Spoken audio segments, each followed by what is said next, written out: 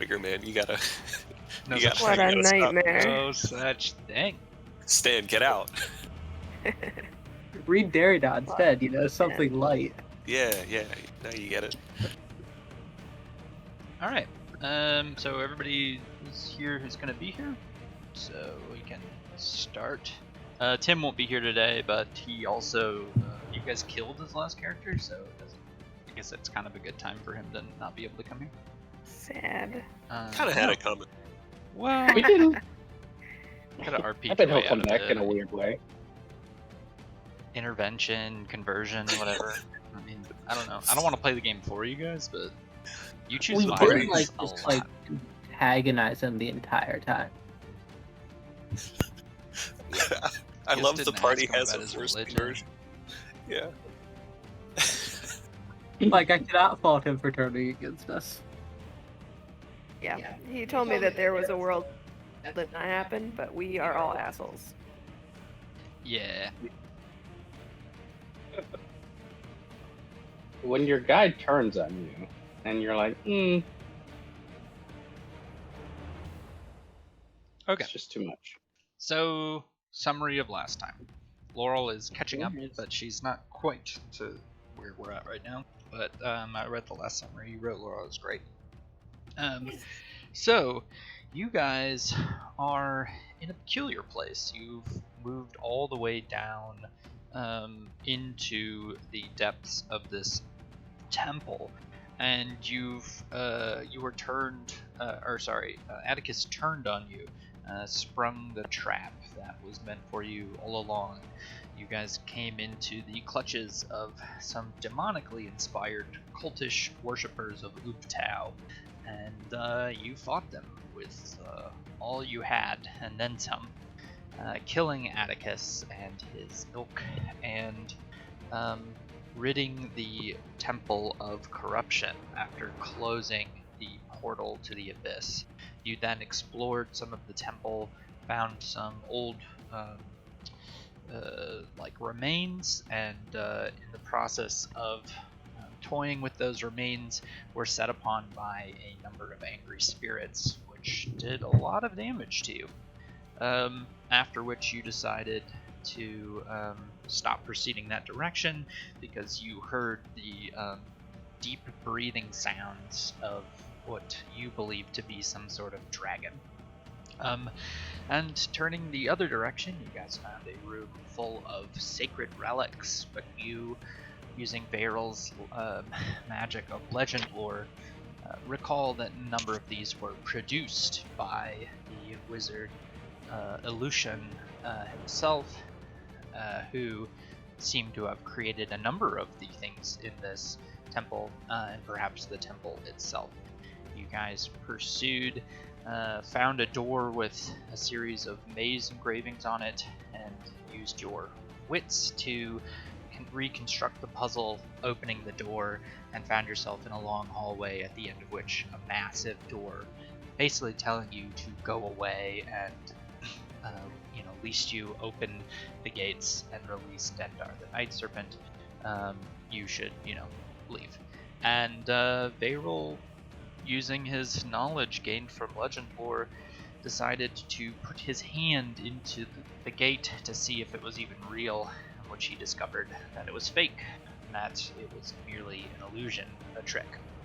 And you all decided to go through the door, after which you forgot almost everything that had just happened to you. You find yourselves completely disoriented, hurtling through time and space, completely blindsided, and each of you is in a different location. Isolde, this is your perspective. After flying through a sort of portal, you found yourself 50 or so feet above a massive yellowish illuminated pond, which you hurtled towards and hit the surface of the water, plunging 10 feet deep into this pond, and that is where we pick up. Any questions? No Many. questions. It's fair.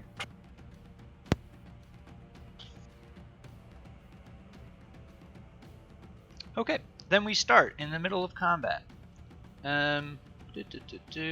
Except for, yeah, okay. You guys can roll your own initiatives. You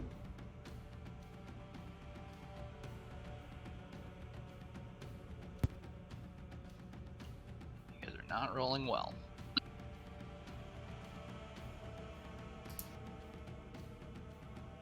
Yikes.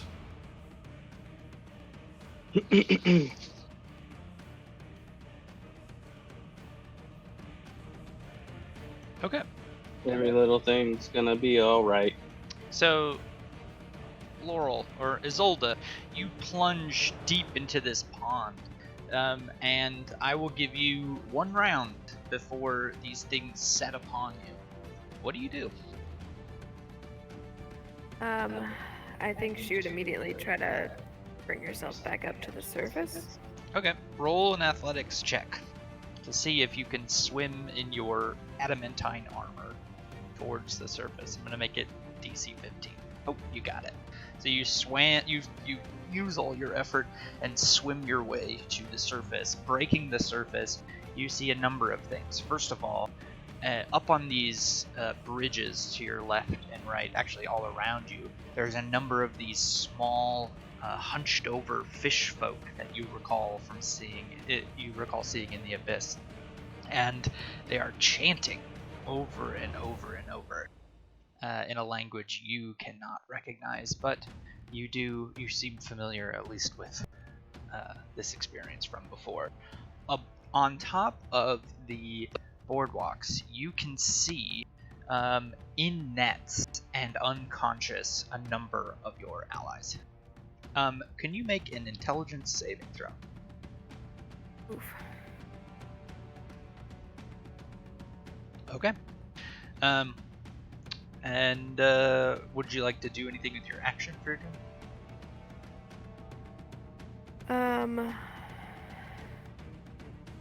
I don't know. I feel like she'd be really stunned. I guess her first instinct would probably be, is everyone unconscious that she could see? From your perspective, they're just laying still. You actually don't know if they're unconscious or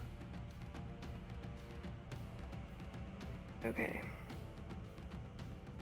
Do I still have my scroll of protection from fish folk that DeMarcus gave me forever ago?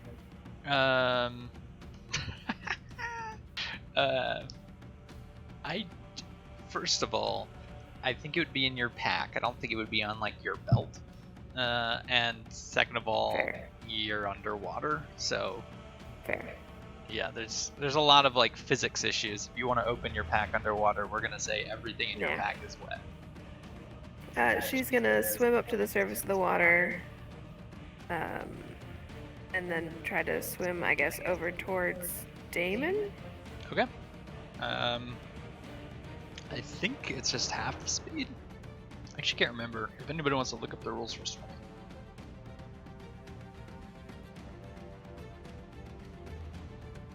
Each foot movement costs 1 extra foot. Okay, so it's half speed. You did Did use it take 20 feet to get up to the top? yes. Okay. So I can move 10 feet. And then I guess I'll dash as my action Okay. up to this. Can I get up on this platform that he's on? You would have to sort of like make an athletics check to see if you can climb up it. You're like soaking wet in metal armor. I'm gonna say it's a DC 20. Oh my god, you get it. Yeah, you grab onto the post and start climbing on, and you sort of like pull yourself over the ledge onto the dock next to Damon. I'll just like start screaming his name and try to see if I can tell if he's alive. Yeah, make a medicine check for me.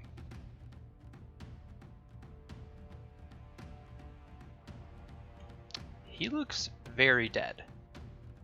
Shit. That is where her turn will end. Okay. Kuatoa number 1.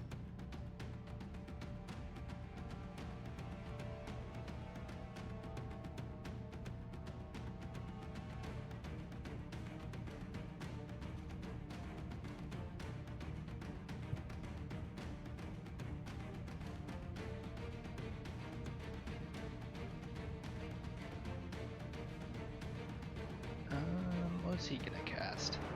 Sacred Flame. A splash of briny water hits you in the face, empowered with radiant damage. Weird.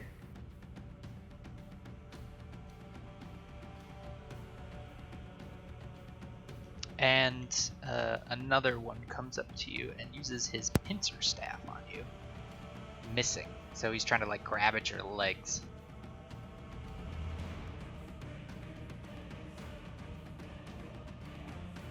Oops, I fucked that up.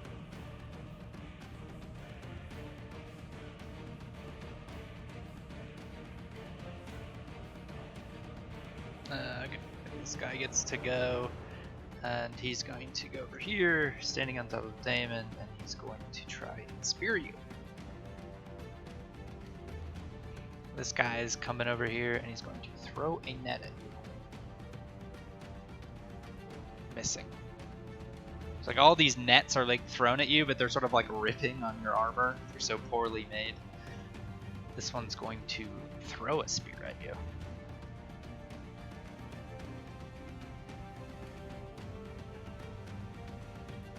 This one's going to try to grapple you.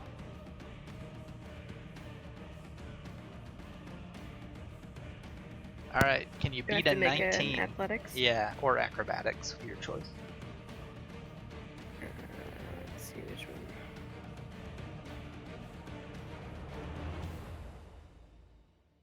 Oh my god. Yeah, he grabs on and you just kick him off into the water.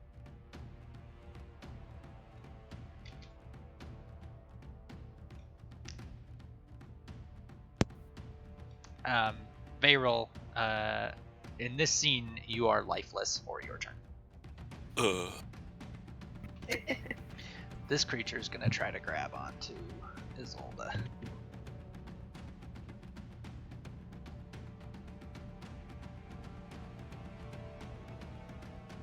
Another athletics roll. Oh, sorry. There's going to be a lot of these. Kicks off a second one.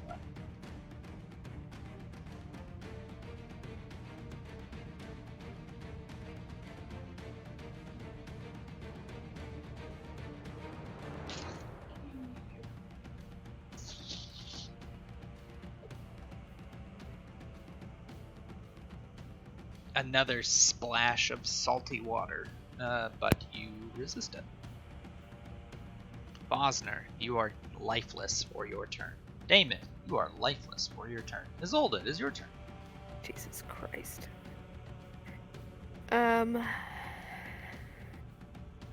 Oh, make an intelligence saving throw. Yep. Okay. She is very scared. She's gonna cast Spirit Guardians. Let's see if I can bust that out. Do you want me to place the template? Because it's gonna be that huge thing again. No. And I'll Okay. tell you right now, when you go to cast this spell, it consumes the spell slot and nothing happens. Oh shit. Okay. Well, she was like praying very loudly and repeatedly to a mater, trying to get this magic to happen. And let me take that spell slot off of my sheet. And she is going to continue praying really loudly and look across the water and try to cast Healing Word on Terran. Okay. Technically, you tried to cast a full spell. You can't do both. Oh, that's right, because it technically consumed a spell slot. Mhm. Okay. What would she do then?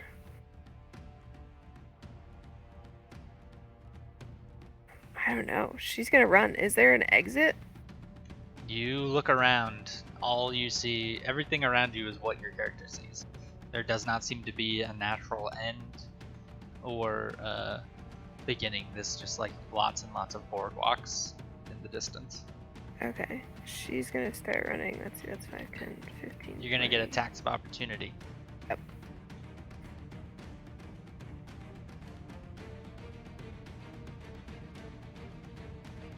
Sure, 25, 30, 35, 40.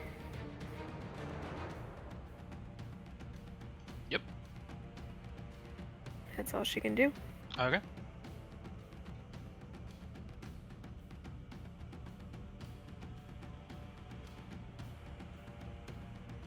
This Kuatoa tries to throw a net on.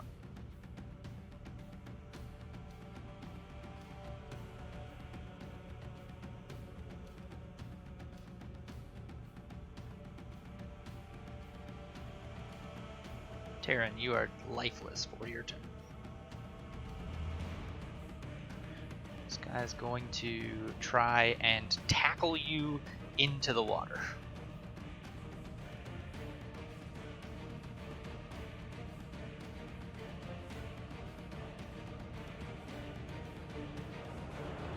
Need an athletics check. There you go.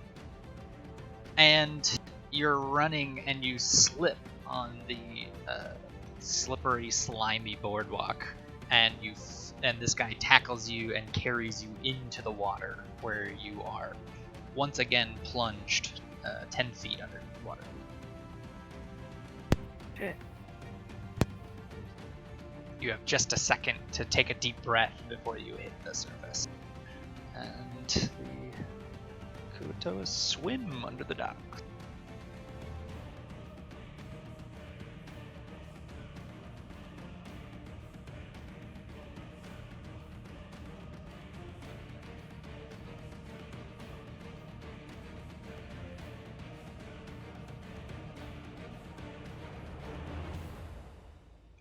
And Pincer's staff, missing terribly.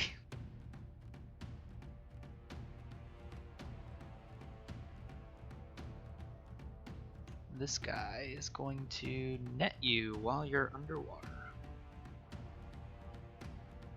It misses.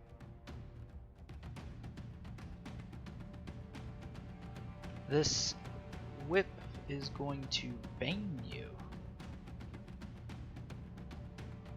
which you failed. You now have negative D4 from attacks and saving throws. Dang. It's been a long time since I've seen Bane. Yeah, I think the last time was Kuatoa. He's gonna dash. And this one is going to grapple you as well. Oh, can you beat a 6?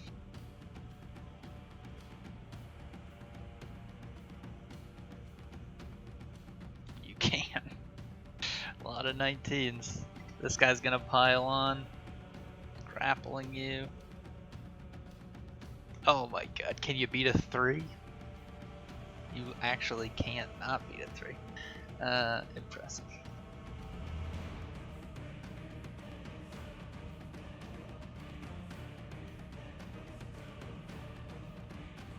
He's gonna pile on.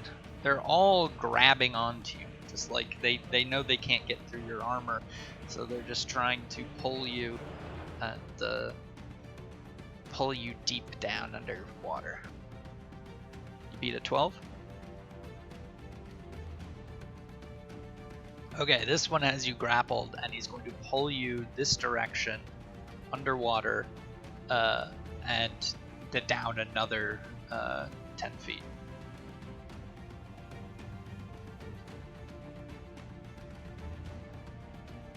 Damn it.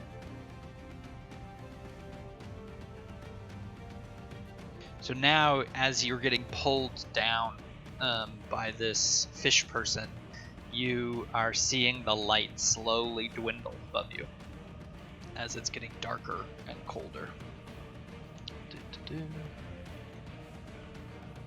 Varel, you are dead and lifeless for your turn.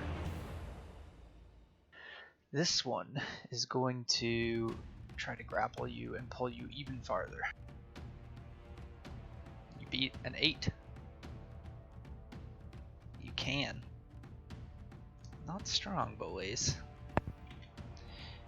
This one is going to net you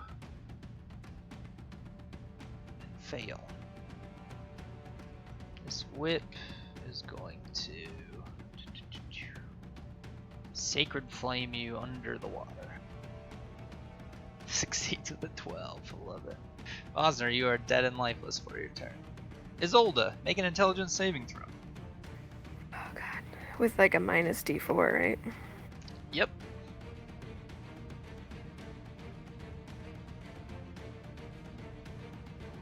Which I know is a good saving throw. Oh, that's pretty solid.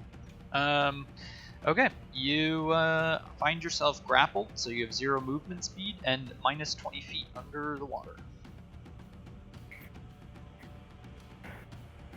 Okay.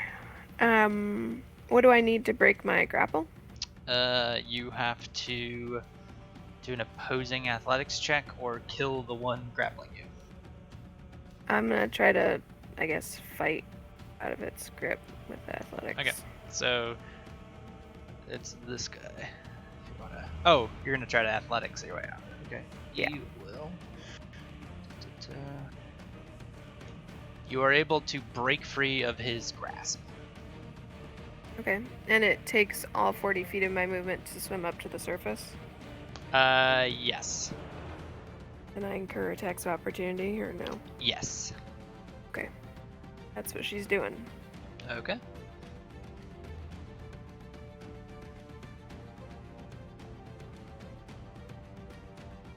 They can't hit you with an 18. That's not a good sign.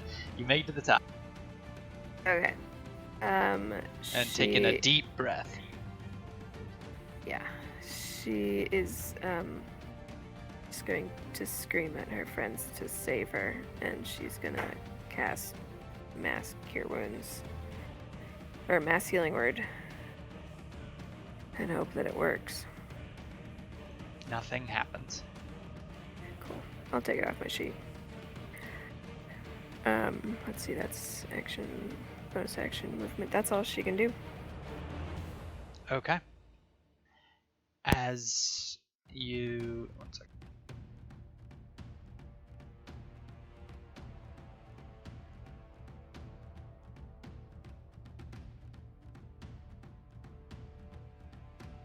Okay, perfect. That's the end of your turn. Kuatoa comes from over here. Grapple again. Can you beat a 19?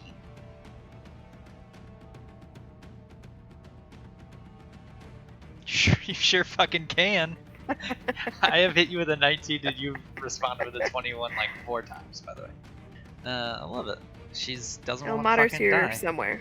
She doesn't Yep. want to fucking die. I get it. Another athletics check. This person moved farther, so can only pull you down so far. Jesus. +2 and you're beating 40 monsters. Alright. Tyrion, you are dead and lifeless for your turn. Kutoa. He's going to try and net you. Damn it. +3 to hit, that's just too low. As the Kuatoa are chanting, they turn as something bubbles coming out of the center of the pool.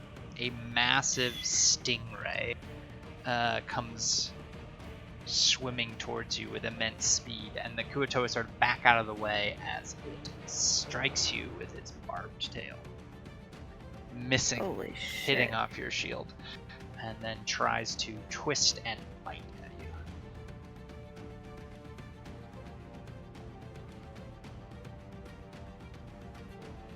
Oh yeah, ignore that text, it's wrong. I had to custom this shit. Okay. Kuatoa. These guys are all gonna keep trying to net you. They're casting all these nets at you and they're falling short as you're sort of parrying them away or knocking them away with your shield. Kuatoa. and they're all chanting excitedly as the death ray gets closer to you. This one is going to Sacred Flame you. As this radiant energy like slings through the water quickly at you and hits you. You're breathing and above water, but they're trying to pull you under. All these like fishy hands are grappling at your feet, trying to grab you. Here comes another athletics check. Oh, you'll beat a 9. Or you'll beat an 8 probably. Just barely. Win by 2. Laurel's standard move. That's what I need. Attack. Yeah! Fuck. So you get grabbed with this pincer, and the Kuato whip pulls you 20 feet under the water.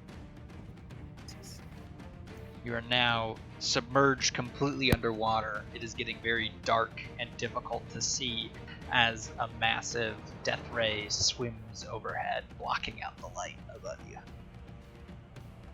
And let's skip some of these. This whip is gonna Sacred Flame you. Do I see anything below me?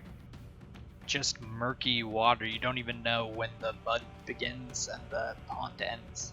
It's so like Okay. obscure down here. And spears come sailing through the water towards you. And let's skip ahead. Wait, where are you? Oh, you're down here. As they are chanting for the death ray to come get you.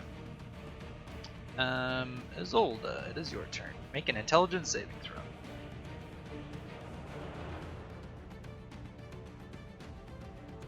It is your turn. Minus a d4.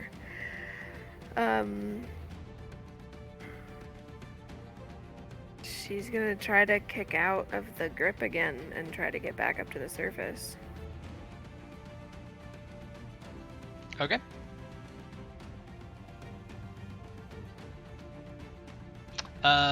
Now you're pincer staffed, and the Okay. DC is 14, so you did not That's a break fail. free. Okay. So now you've been what are underwater for my- 1 turn. What are my other action opportunities? Can I... You can anything attack else? the whip.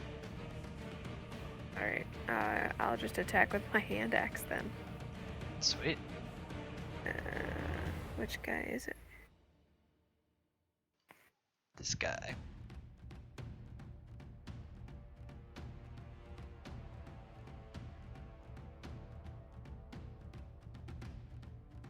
Yeah, you cut into his scales, send some blood into the murky water. I was gonna give you disadvantage because of the obscurity, but it's fine. You only did 9 damage. Is that your turn? Yeah. Okay. Skip these guys. The death ray is going to attack you with advantage.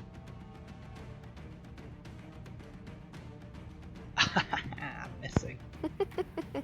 And striking at you with his barbed tail. This Oh, shit. strike hits you straight in the neck and pierces through, sending an explosion of blood out into the water. You are now unconscious. Fuck.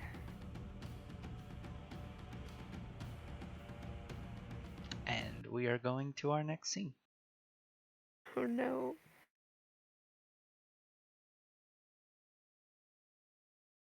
Can I just add, like, the sort of things that she is thinking before all that happens is Absolutely. mostly where her god is. And that she wanted to see her friends one more time. Ouch.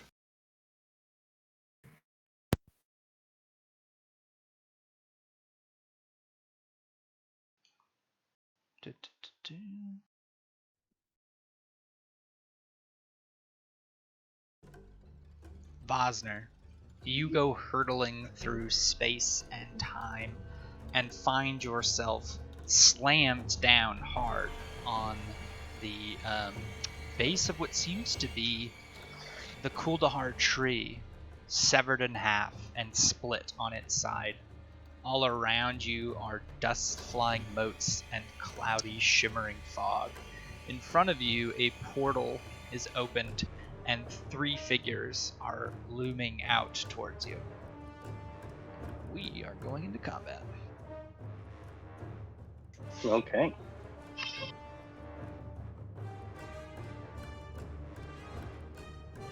Woo! Nailing it. These horrors step forward, and there's one thing they do. They lashing shadows. In an explosion of light and purple energy flies around the room. Shadows pierce through you and cause you to feel your life being drained from your body. That is that turn. Oops, that's the wrong shadow, but that's fine.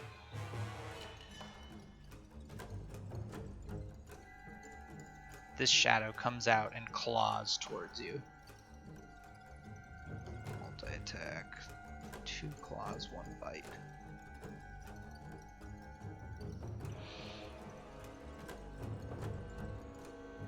Swinging at you wildly, you are able to dodge the attacks. As another shadow sets upon you. Oh, could you make an intelligence saving throw before your turn starts? Okay.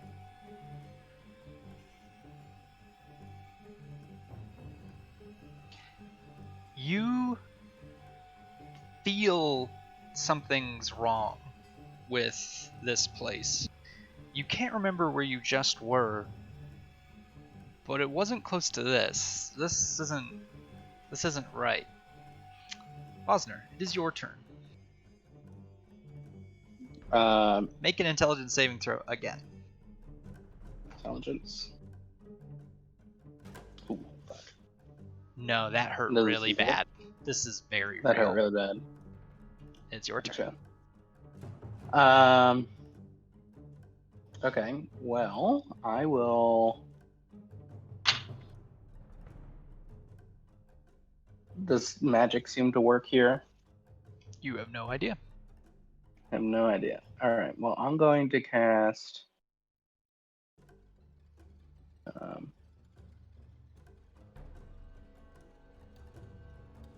Oh, well, I'm pretty much spent on all my stuff from before, so I can't really cast anything.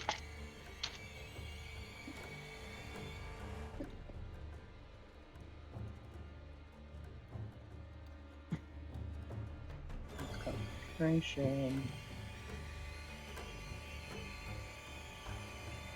I'm gonna reach out to any sort of nature. Oh, this is gonna take some action. Okay.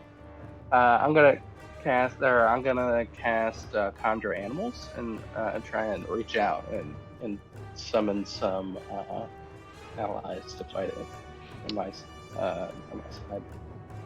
You cast summon animals and nothing happens.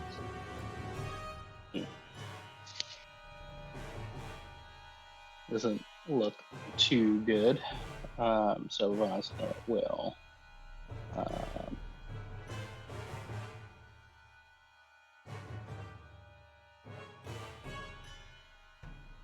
use his last wild shape and become a wolf and try and stay alive. Okay. Yeah, hold on, my character sheet's in the way.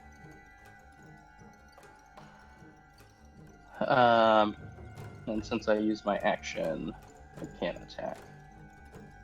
Okay. The shadow horrors are going now, and they are clawing at your wolf form.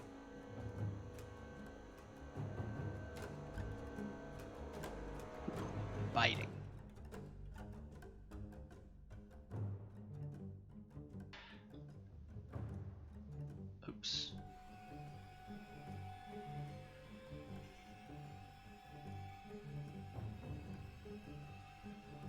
Oh yeah, nobody else can see the wolf HP, so Boy, not doing well at all. yep. As they just rip your form to shreds.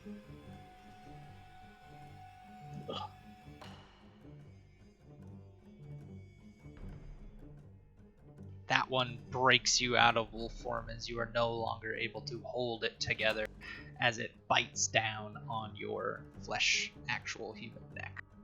Bosner, make an intelligence saving throw for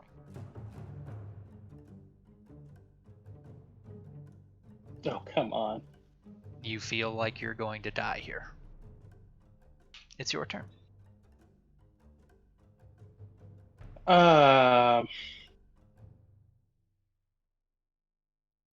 What can I see around me?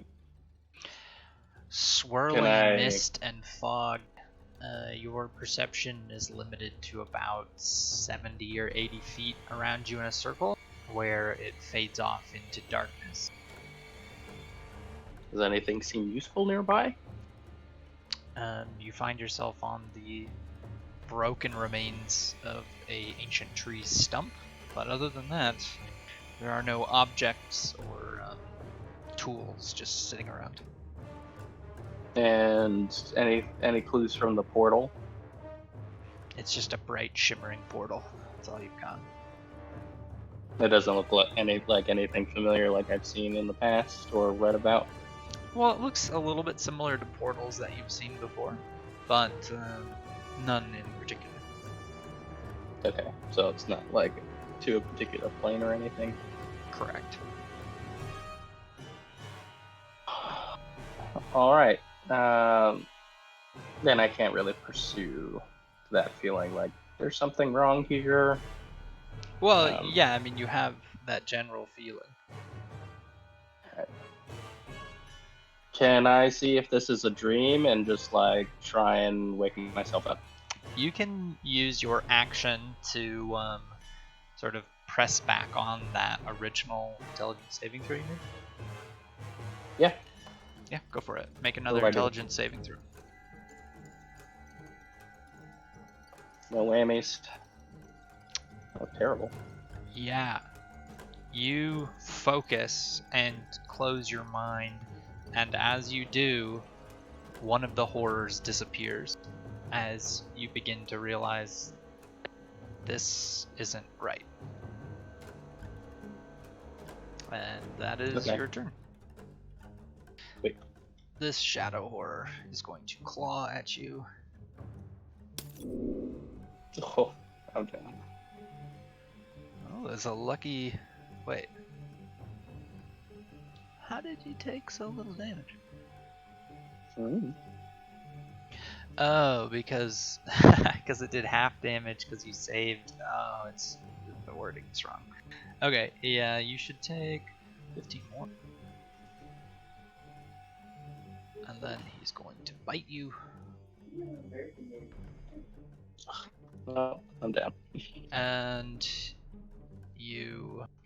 Wait. Yes. Bosner, you fall unconscious.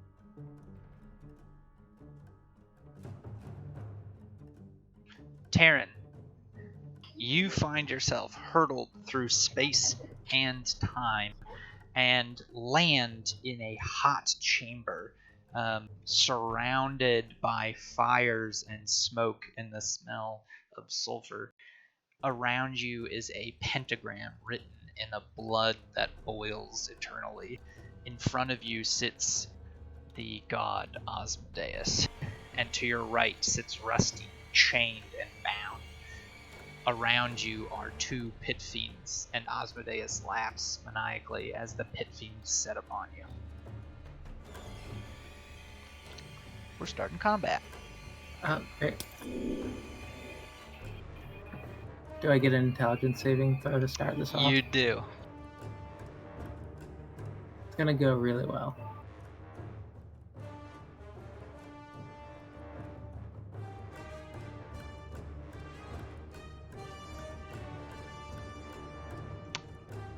This is straight up terrifying. Yep, I'm losing my mind. The pit fiend hurls a fireball at you. Can I counterspell? Yeah, you can try. Or try? Well, actually, no, because it's in. Well, it's Nate's. No, it's at will. I think it's not even a spell technically. I think it's just a feature. For Okay, a cool. Pit fiend. So you don't get the feeling you could try to counter it. The second pit fiend rushes in and hits you with his mace. This is gonna go quick, guys. Let's see, multi-attack. One with its bite, one with its claw, one with its mace, and one with its tail. Alright, the whole gambit. Bite.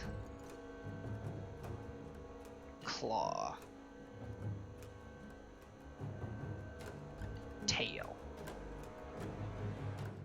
So this pit fiend rushes at you and just waylays you with all of these abilities, and Asmodeus sits laughing.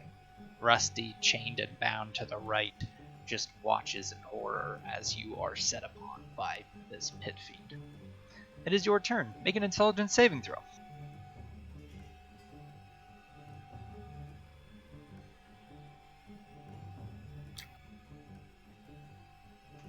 Somewhere deep down, you think, this can't be happening to me. There's no way this is real. Here, it is your turn. Is there any, like... I have this deep feeling that this can't be real. Does that, like, open any avenues for me?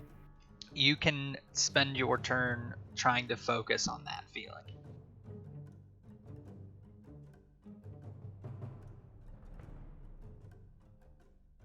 And you can roll another intelligence saving throw. I think Taryn would just attack, actually, so... Sure. I'm going to cast Chain Lightning. Go for it. Oh, I don't have a spell slot to do that. I'm going to cast Firestorm. Firestorm on Pit Fiends? Well, I'm going to turn it into an ice Oh, storm. okay, cool. Nice. And they're all on me. They are all resistant and have advantage. The resistance shouldn't matter. Oh, because if you're... Yeah. Yeah, okay, so these take 20. Or, well, whatever.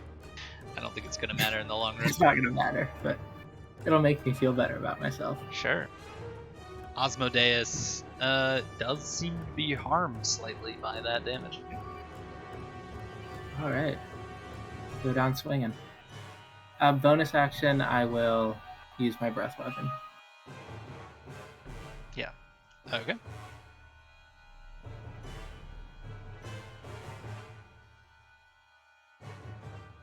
This guy.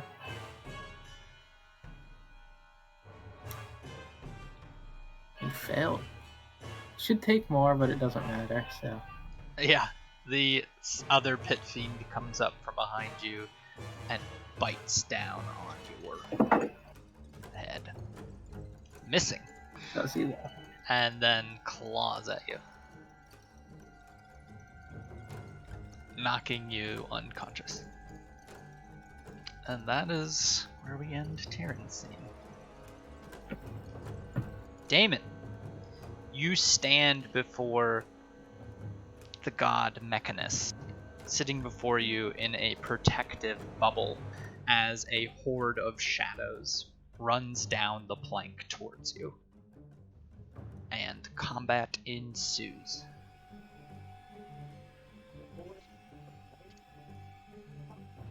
Alright, you get to go first.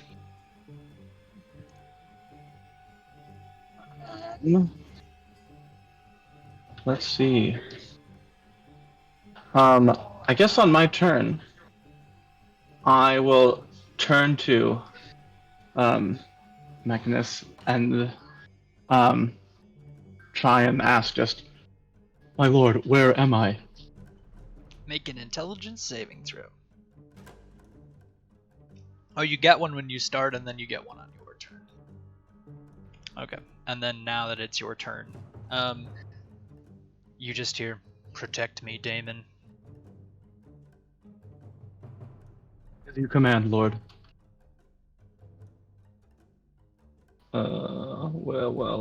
Haste. Okay. And then I will charge up to this first one. And swing.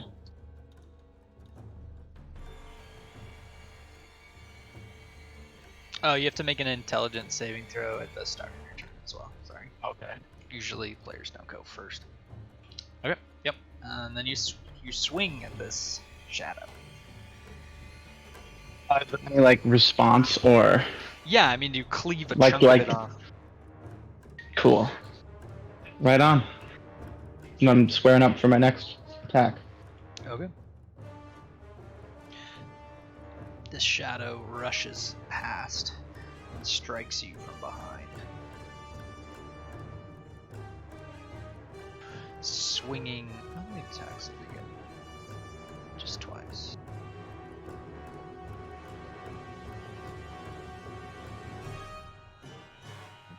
He's gonna dash. Actually, he's just gonna get to here.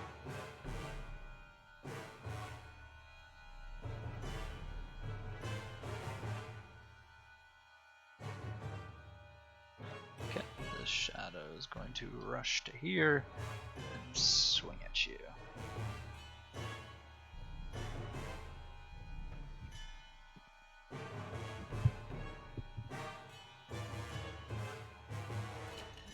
Let's get a better battle music.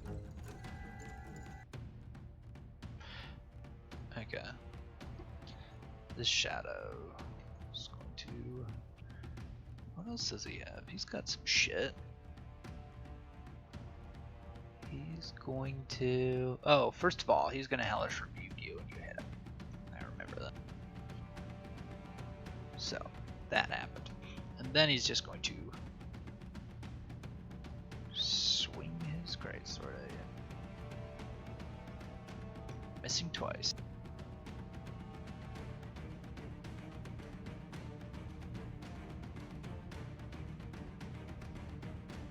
You are now surrounded on all sides as you fight on this bridge. Hey, there's a hit. Unless you shield it. Yes, I will. Okay.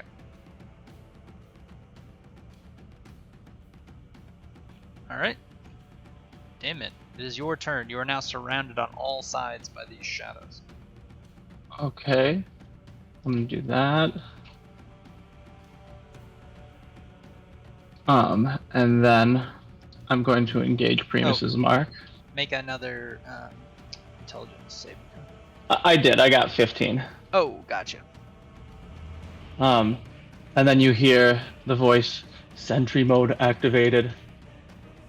And I am going to use Steel Wind Strike. So I'll hit 5 of these dudes.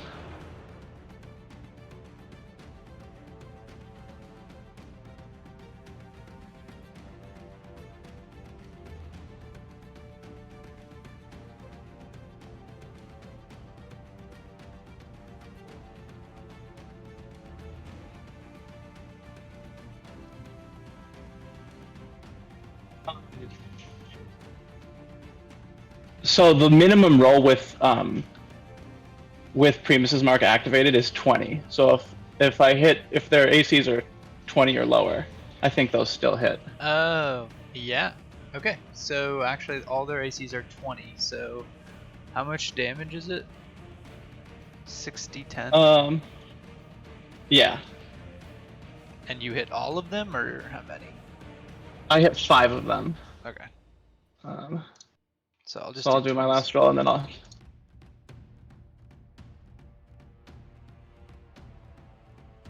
And then I will use the teleport portion of that spell to put myself in between them and Primus.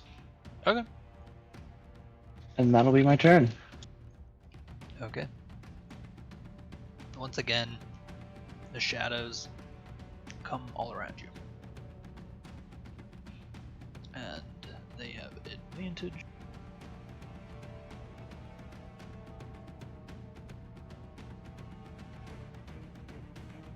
Field that one. Okay. So with shield, what's that put your AC to? You're concentrating? 29. Okay. Did you see that I added equipment to your inventory that you can equip for your Nope. AC? I did not.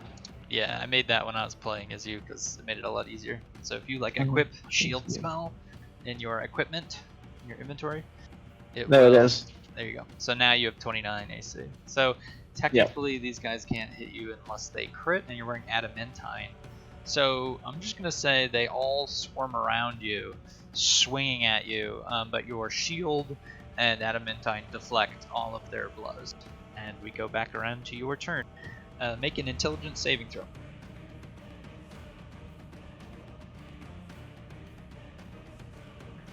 Okay, your turn.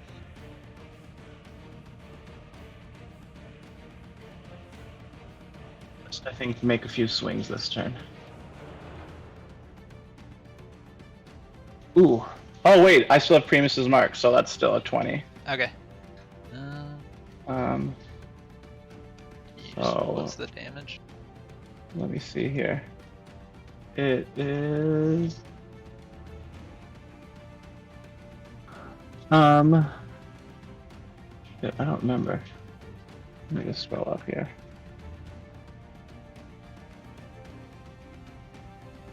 I think I got it. Okay, 18. Yeah. Okay, yeah. That sounds right. Okay. And I'll swing again.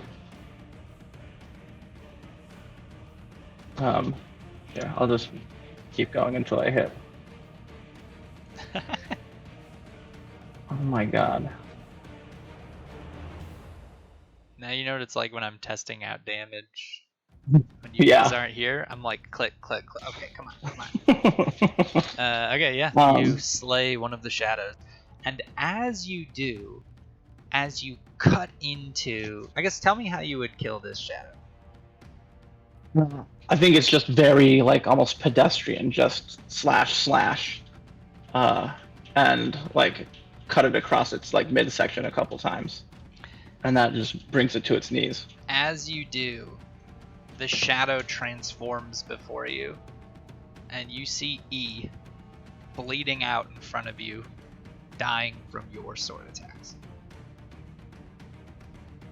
E? And that's my turn. These guys are gonna swing at you. Oh, they have advantage, that's fine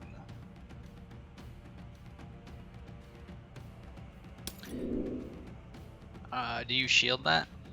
Yes. Okay, and then there's another round of them swinging at you, but they cannot do any damage to you. So they just keep swinging wildly at you.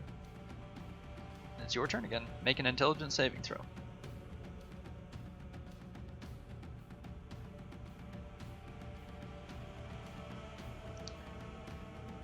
You begin to have the sensation that something is not right, that this place, that you don't know how you got to this place. And you start your turn. I think for my first move, I'm just going to attempt to, like...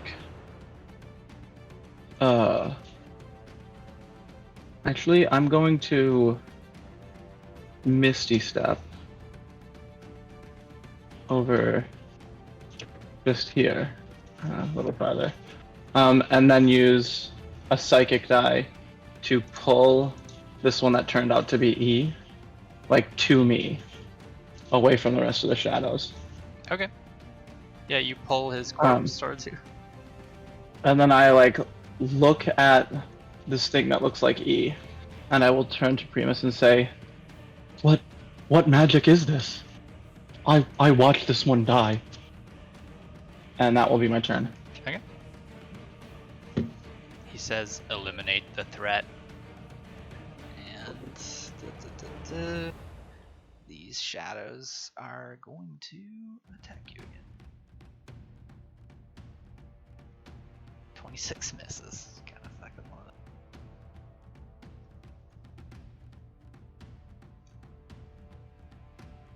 Here, I'll consume a spell slot because I would have had to cast shield again Oh, okay. Did you actually to be want at that point. Okay. Yeah, Yeah, I will. so then the same thing happens. They are crowding around you. This one's standing over the corpse of E, and they are swinging wildly at you and are unable to pierce through your magic. And it goes back around. Make an intelligence saving throw.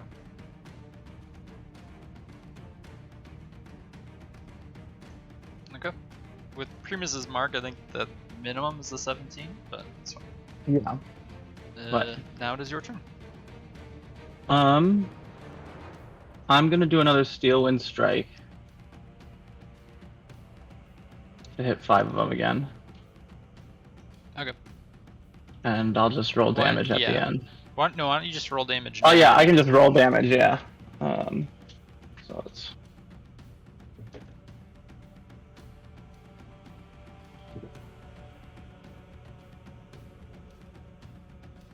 Do you want me to roll it 5 times, or do you want to just use that number for all of them?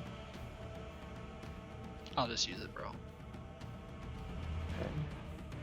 And then I'll teleport here and swing at this guy.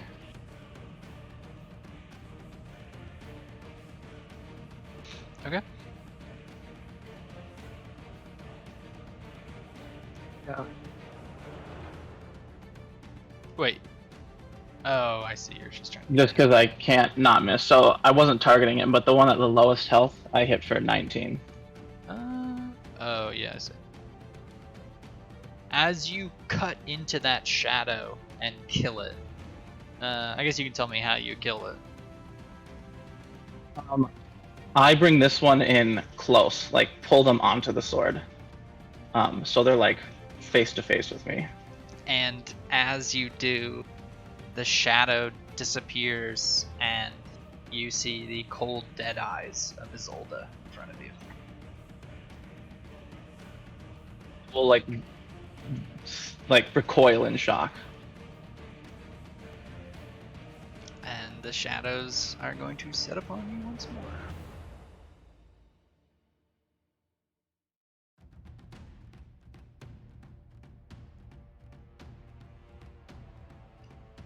Oops. Yeah, that's fine. I'll consume another spell slot. Okay. And again, they swarm around you, unable to do damage. Oops. It is your turn. Make an intelligence saving throw.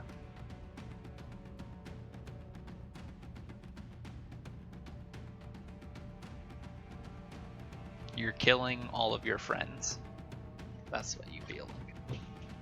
I think for my turn, I will just like kneel down beside Isolde and try and like shake her to any kind of consciousness.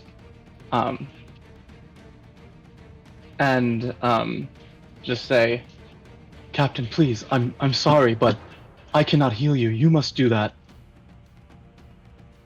Okay. The shadows are all going to take their turns swinging at you. Are you going to just deflect it, or are you going to, like... Yeah, I will. Just... Alright, precast it.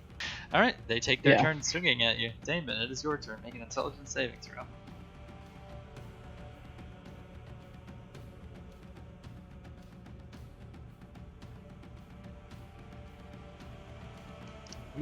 What do you do with your turn? I will turn back to Primus again and say, "Why, Lord? They are no threat. These are my friends." Eliminate the threat.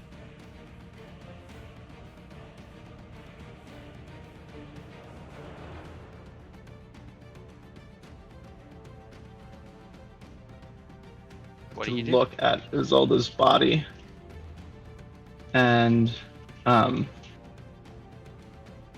like very sadly take out Threnody and cast Destructive Wave.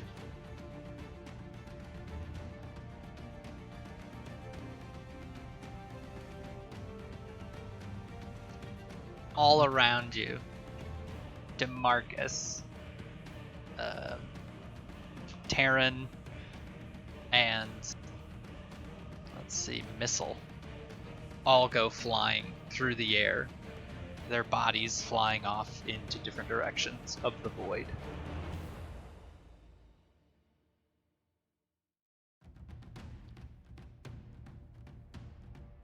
That'll be my turn. Okay.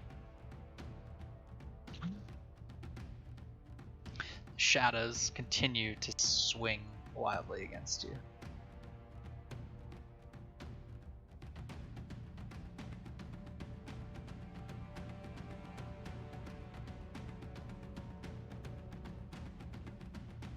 None of them hitting. Make an intelligence saving throw.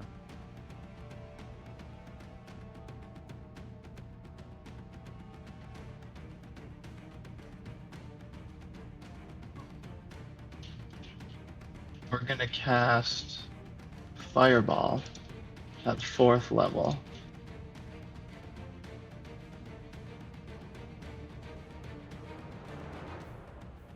On yourself? Yeah. Okay. Do I see what these two are? Yeah.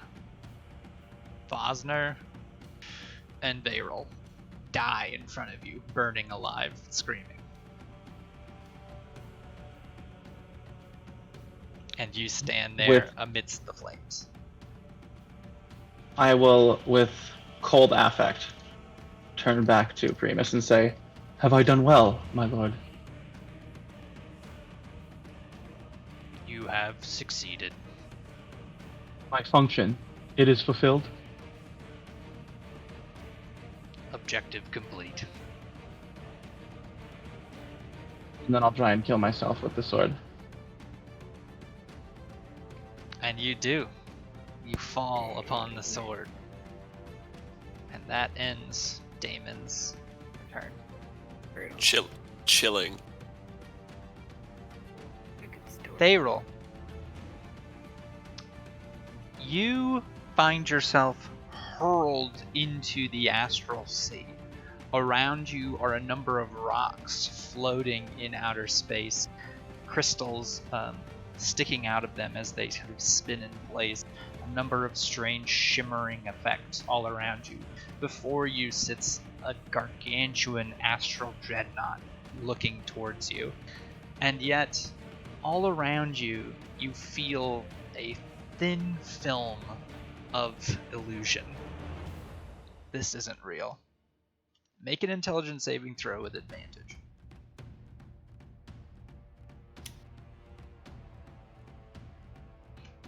Yeah, just as you suspected. You're in your own brain. Something has done this to you. And start off the combat.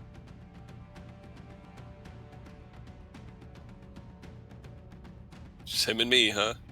Yeah. It's floating on a rock, twirling in the astral sea. Make a intelligence saving throw with advantage.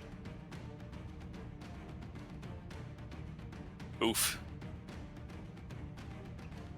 This is the most real illusion you've ever seen. You're not even sure if this is something you can break free of. You might know that this isn't real, but you cannot help but worry for your own safety. What do you do? Good question.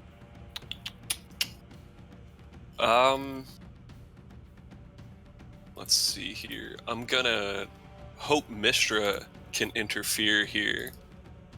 And I'm gonna cast Banishment on this Dreadnought and have him roll an 11. So I'll cast it nonetheless. No matter. So, the Astral Dreadnought has an ability. You try to enclose it in this prism, and it simply just moves its claw through the air and shatters it. bummer. Okay, you saw that coming a mile away. Okay, let's see. I don't think I can bonus action Misty Step, so I'll just wait and see what happens. Oh, you know what? I will try to move just a smidge. Out of sort of animal instinct, I suppose. Just step backwards. You'd be jumping off a rock into space. But as okay. this is the Astral Sea, and you know something about the Astral Sea, you know that your movement is, what is it, 5 times your intelligence score? Oh. I think it's 5. Can somebody confirm that Astral Sea movement? Come on, fingers. Straight line only. Da-da. I see 3 times its intelligence score. 3, okay. So you can move 60 feet. I dig it. Let's do that anyways. So yeah, you can fly. I think I'll just go all the way back, but not quite into whatever those portals are, having not figured it out. Okay. The Astral Dreadnought. Oh god, what is he gonna do? He's gonna do some shit. He's going to, in an insane burst of speed, fly at you 80 movement speed. And he is going to swing his claws at you. Okay, I'm gonna try to shield it if I could, which would bring me up to 21, I believe. 21 does not succeed. You shield after the attack lands, by the way. Got you. My bad. I'll add So that he spell. hits you with a claw, and then he swings another claw. And that is his turn. Errol, make an intelligence saving throw with advantage. Damn. Hey, there we go. This is all in your head, and not only is this in your head, like, you're just seeing shit, but you're in control of this. You're the one who put the Astral Dreadnought here, because you knew this would be the kind of thing that you couldn't kill on your own. What do you do? I deliberately duped myself.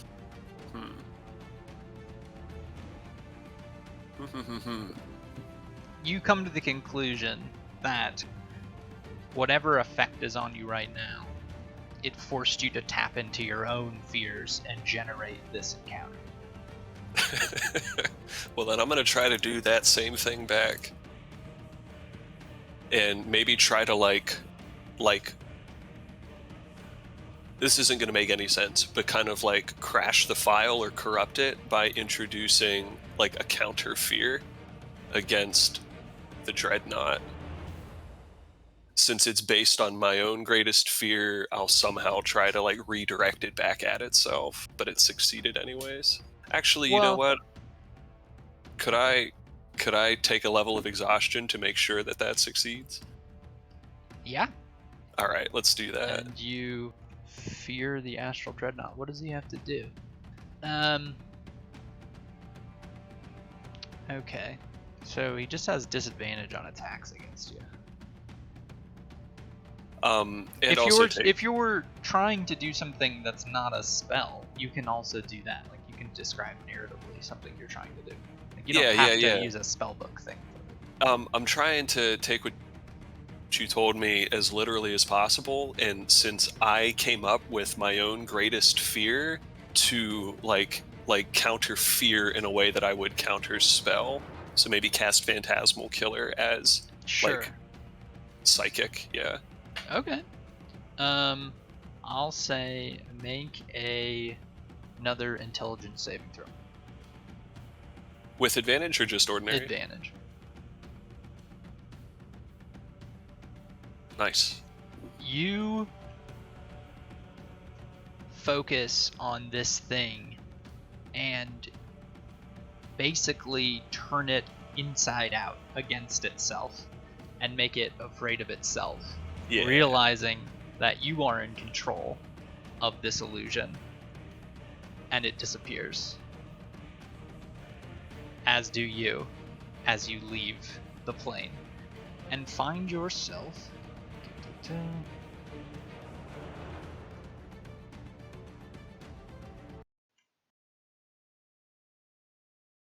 Don't come in my house.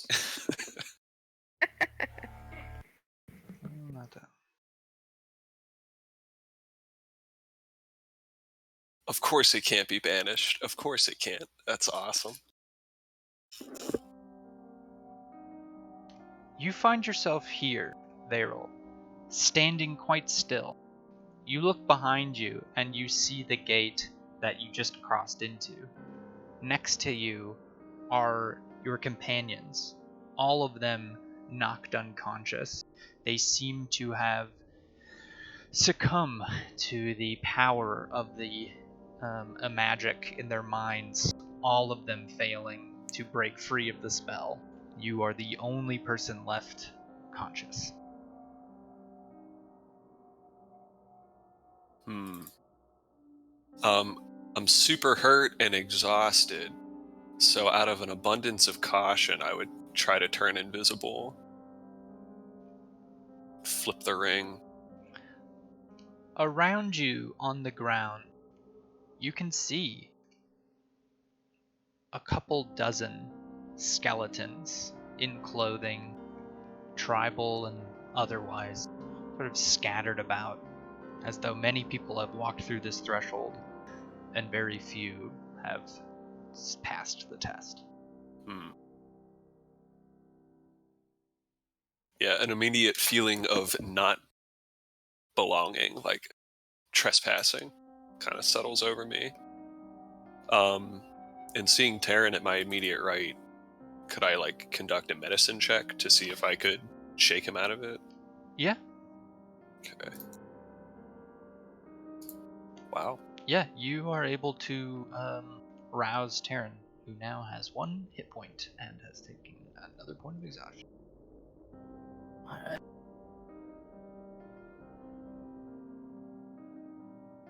I just kind of, yeah, you awake, and I'm just kind of like calmly like resting my hand on your shoulder, but not. Well, you feel it, but you don't see me. Taryn is just like wild-eyed, looking around. Yeah. You can tell he's about to just like nuke the place. I say, be still. The invisible person saying that does not help. Hopefully, I don't know if you would recognize my voice or not, but after a second he will, but you could tell like he was like about to try to cast a firestorm again. Yeah. Yeah, good thing I didn't just paralyze you. That probably would have helped things. I'm gonna try to do the same with the rest of the party. Hopefully try to rouse them. Okay. I don't know if there's any other way to get a better interference, but here's my Izzy attempt. Jesus. Wow, we're getting lucky here. Isolde gains 1 HP and takes in a deep breath, coughing up some salt water. Oh, there's legitimate salt water that comes out of her mouth. Yeah. That's weird. Okay. Once again, I reiterate calmness, even though you can't see me, but a gentle If you're touch on the making shoulder. medical checks, that's going to get rid of your invisibility. Oh, you're right. Okay, well then, forget all that. Yeah. Everything else the same, but visible. She's just kind of staring at you. Be like that. The medicine man, or not the medicine man, the mechanical Oh, you should man. be making these a disadvantage. You are exhausted. Oh, you're right. You're totally right. Oh. That's Alright. fine. I'll give you the first 2. This feels So- dirty. Yeah, that's a little more likely. You Okay. look at Damon's circuitry, and you're not even sure what to plug back into where. You notice that his own sword is stabbed into his body.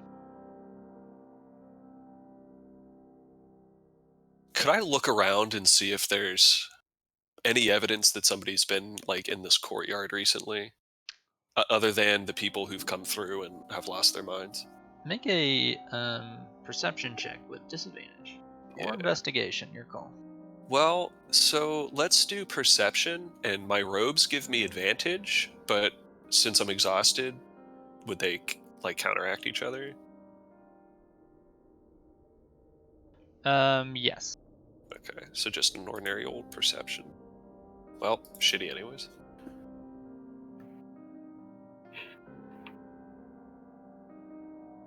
You see around you a nice garden that looks pruned and tended to. Also a door in front of you. In front of you is a small chapel. It's very gorgeous in its design, ornate, and looks like masterfully sculpted, architectured. Okay. Yeah, suspicious clean garden at a House of Madness. I'll turn to Isolde and say, I know this is a lot to ask, but can you stabilize the party? Of course I can. And she'll turn to Damon and kind of take in his appearance and his sword. I don't know if Varel did anything with the sword, but she'll kind of gently take it out of him and lay it next to him, and she'll cast Cure Wounds on him.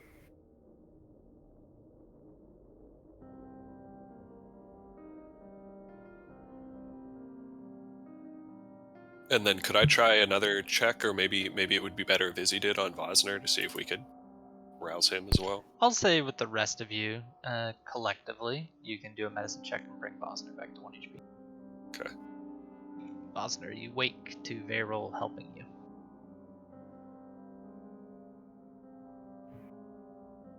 Nope. I kind of come to sort of confused, but a look of confirmation that like I was right, that what I was in was fake, but I didn't catch it fast enough. So parts relieved, parts disappointed in himself that he couldn't figure it out. Are we in Celestia? What is happening now? Are you... She's like looking at Damon. Did you die as well?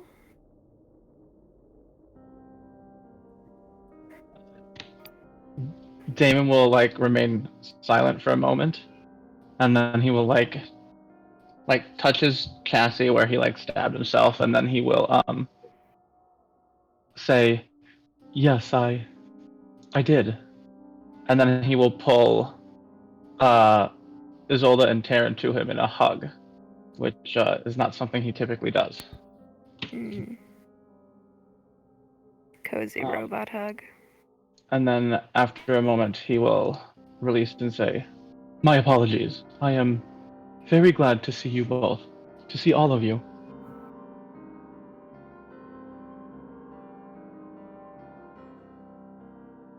She's gonna look at Varel, still looking somewhat bewildered. I don't understand how you all made it here from the other chamber. Did you wake up? Did you take me with you? I think we all went through together. And while our bodies landed here, our minds landed elsewhere. I can only assume that we all experienced different things. I was alone. Was that true for everyone else? No, you Yeah. were all there. You were unconscious. You were dying. Or dead. Are you telling me you weren't there? No, I was in front of what seemed to be a portal with these shadow creatures before me. and it reminded me of. Would these creatures call to mind, John, anything that I read about the Shadowfell? Yeah, these creatures, you are beginning to realize, are sort of your own interpretation of what you've read about the Shadowfell. Okay, I'll say that. You know, they seem to be creatures of what I can only imagine be from that plane, the Shadowfell.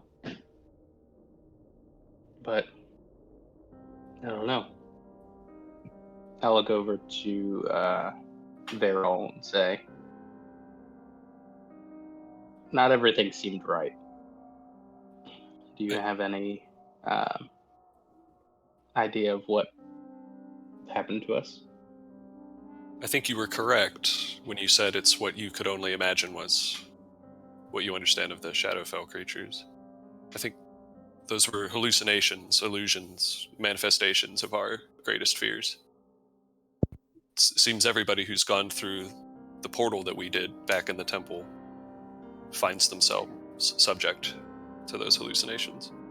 For the record, this right here is the backside of the door that you guys saw.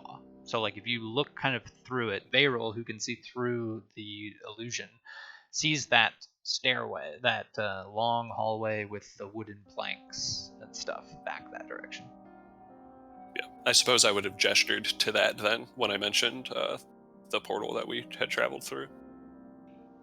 Damon, with your passive, and Isolde with your passive perception, you see on the ground, warded, is some arcane dust from a glyph that must have gone off, giving you the impression that you all stepped on a symbol.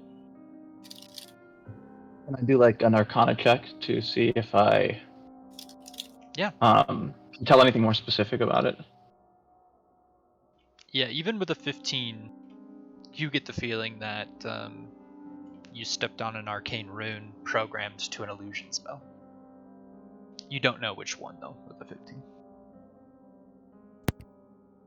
I'll I'm share very that with the impressed group. that you all figured that out. It seemed just as real as everything else that we've seen so far.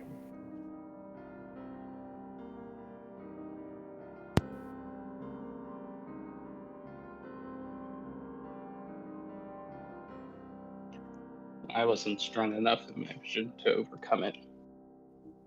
So, as far as that goes, I think without Varol, we would be all looking around the room, much like those who have come before us. And with that, I'll start to get up and look through and see if I can see anything familiar or anything useful.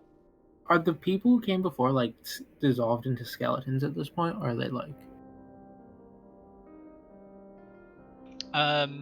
Yeah, you get the feeling that these corpses are, some of them, it's spaced out, so some of the bones look very old, hundreds and hundreds of years. Some look maybe 50, 60 years old. Adventurers with armor and swords.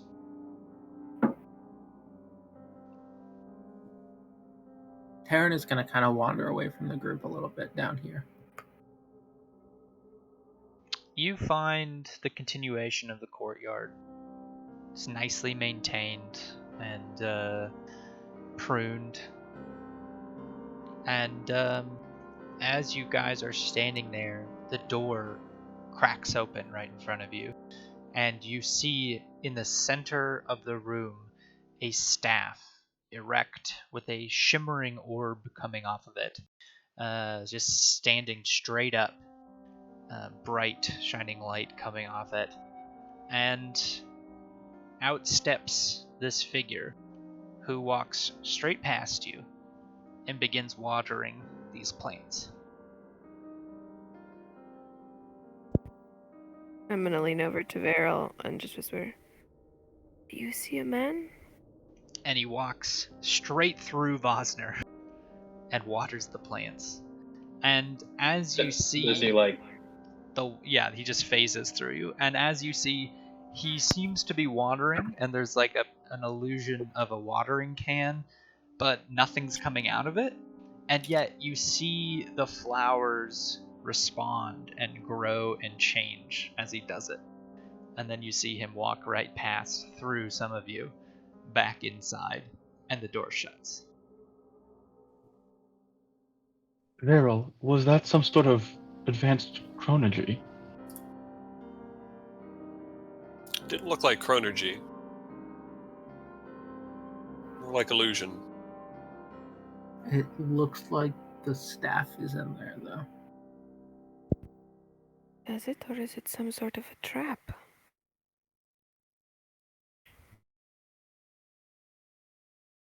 When I sought out the staff's location earlier with legend lore, it was deep underground in an empty chamber by itself, not glowing brightly in a church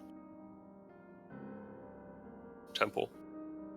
Do we want to look around the outside here to make sure we're alone, other than the waterer? That is a smart decision, yes.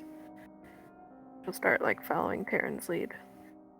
Perhaps be cautious of other glyphs. Yeah, are you guys checking for traps? Yeah. Does Damon will be. True Sight reveal anything, or do the plants look normal? Yeah, so this continues your strange interaction. The plants seem to oscillate between the real and the unreal. They sometimes seem to move, and when they do, they seem like an illusion.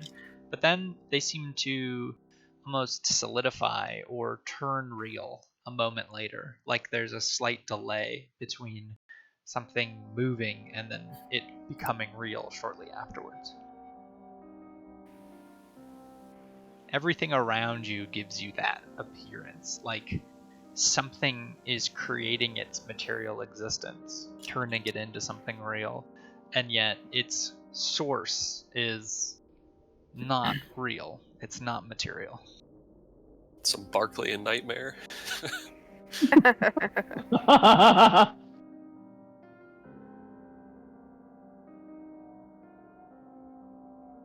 Technically, the last few scenes were Barclayan nightmares. That's true. God put the sensations right in your brain. Yeah. This is Cuts out the middleman. form matter shit now. So I'm tempted to just call out for Illusion, but we're very weak, and we have no health and very few spells, I assume. But I want that man to come back out here. I think what we should do is do a circle around this place to make sure there's no surprises. We will go Also- together. And Yeah. then camp out by the door for the next time he comes out and waters plants. Also, could I tell if, like, the ground that we are, like, this is like Earth, or is this sort of like weird illusion like the Make an Castle. investigation check. Sure. Laurel, could you do that for me? Sure. Investigation check. Yeah, with disadvantage because of exhaustion. That's what all. Control. Control. It feels real, but you're right. There's something off about it. When you touch the grass, you don't feel the same connection that you normally do with nature. It's sort of like this grass is soulless. It has no life force. It's like diet grass. Yeah. Okay. I'll just look at the Masters of the Arcane and just follow their lead. I'm kind of out of my element. I'm frustrated about it. Yeah. for the record, the door in front of you that had just opened up is covered in a beautiful stained glass. It's got a beautiful depiction of a gnome wizard with a giant bushy beard, kind of standing triumphantly with a staff. It's very self-indulgent for a door. Self-indulgent door. New band name, I call it. Damn it! You already got TPK, man. That's for the solo project. That's for anybody. Yeah. When Izzy cast magic to cure Damon, could she kind of feel Elmater's presence? Mm-hmm. Yeah. Okay. You feel like whatever happened earlier, whatever stopped your magic from working, that was your own doing. It was your own worst fear that your magic would not work. Interesting. And also, no, good call there, Stan.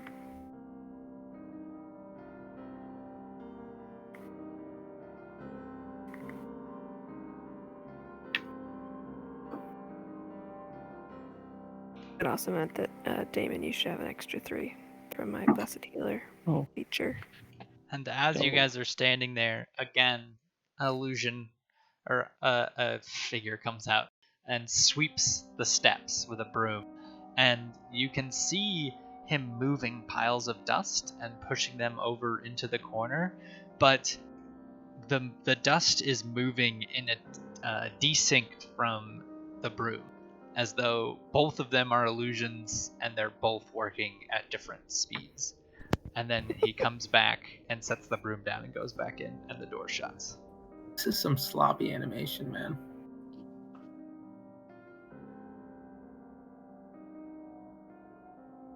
So, Taryn, you're still investigating here?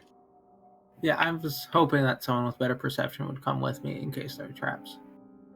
Yeah, I was. You walk around the exterior of the building and sort of see all sides of it. There's not much to it. Sort of high walls that rise up around you on all sides.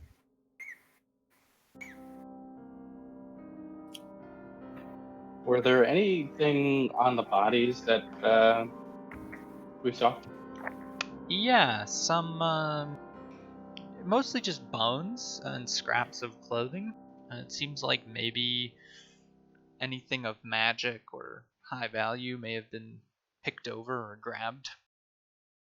By who? Sort of old wooden spear butts and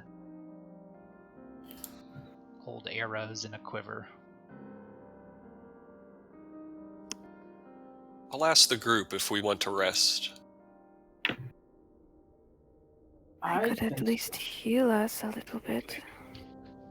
No. I'll take 10 minutes to cast the tower, also for the hopes, assuming DM allows, that when Alushan comes back out, maybe he'll take pause at a giant, real stone tower in the middle of his courtyard. Or maybe he'll just be able to move into it. We'll see. It'll be a learning experience nonetheless, but... Yeah. Okay. You create your tower right in this courtyard, and it just butts up sort of on both sides. You all find yourself in Veril's cozy tower. Are you taking a short rest? I think so. Wow, I shouldn't have used all my hit die at the last short rest. I would suggest we take as long of a rest as possible, because I have one spell slot left and it's first level. So Can we take a long rest yet? Not unless it's been 24 hours or whatever. Vosner could, but then you guys would have to wait 8 hours for him to sleep. yeah. Oh, that's right, because he didn't sleep last time. How long has it been since our long rest? Not that long, because you guys long rested and then went and got fucked up by some ghosts and then came back down the hallway and came over here. Right. Did We did short take a short rest those after the ghosts? ghosts. Yeah, That's right. That's why all my hit die are gone. we've been awake for 3 hours. Sure. Okay, well, we could short rest, and then that's it. If we don't want a long rest. Okay. Yeah, you guys Um, get a short rest. Yeah, before we short rest, she's gonna use some of her preserve life abilities. So can Damon, Yeah. Taryn, Vosner, and myself all have up to half health before we start expending hit dice, please? Yeah. I'm gonna use my that 30. takes me 33 by the way. Yeah, I need 36. She can use. It's like 70 Wait. 3 times. So So 33 plus 36 is 69. yeah. So that's the nice. That's the two of you, and then Azolda and Vosner, and then whatever Farrell needs. Oh, I didn't hear Vero, my bad. Yeah, I didn't think initially that I would have enough, but I do. I'm gonna use my second wind before we rest. I have 12 And I more. don't have any hit dice, so that's where I'm at right now. Yep. And what was the HP dished out? Yeah, what do I get? Just No, up to I- half health. Oh, nice. Okay. That'll only take 10 out of me.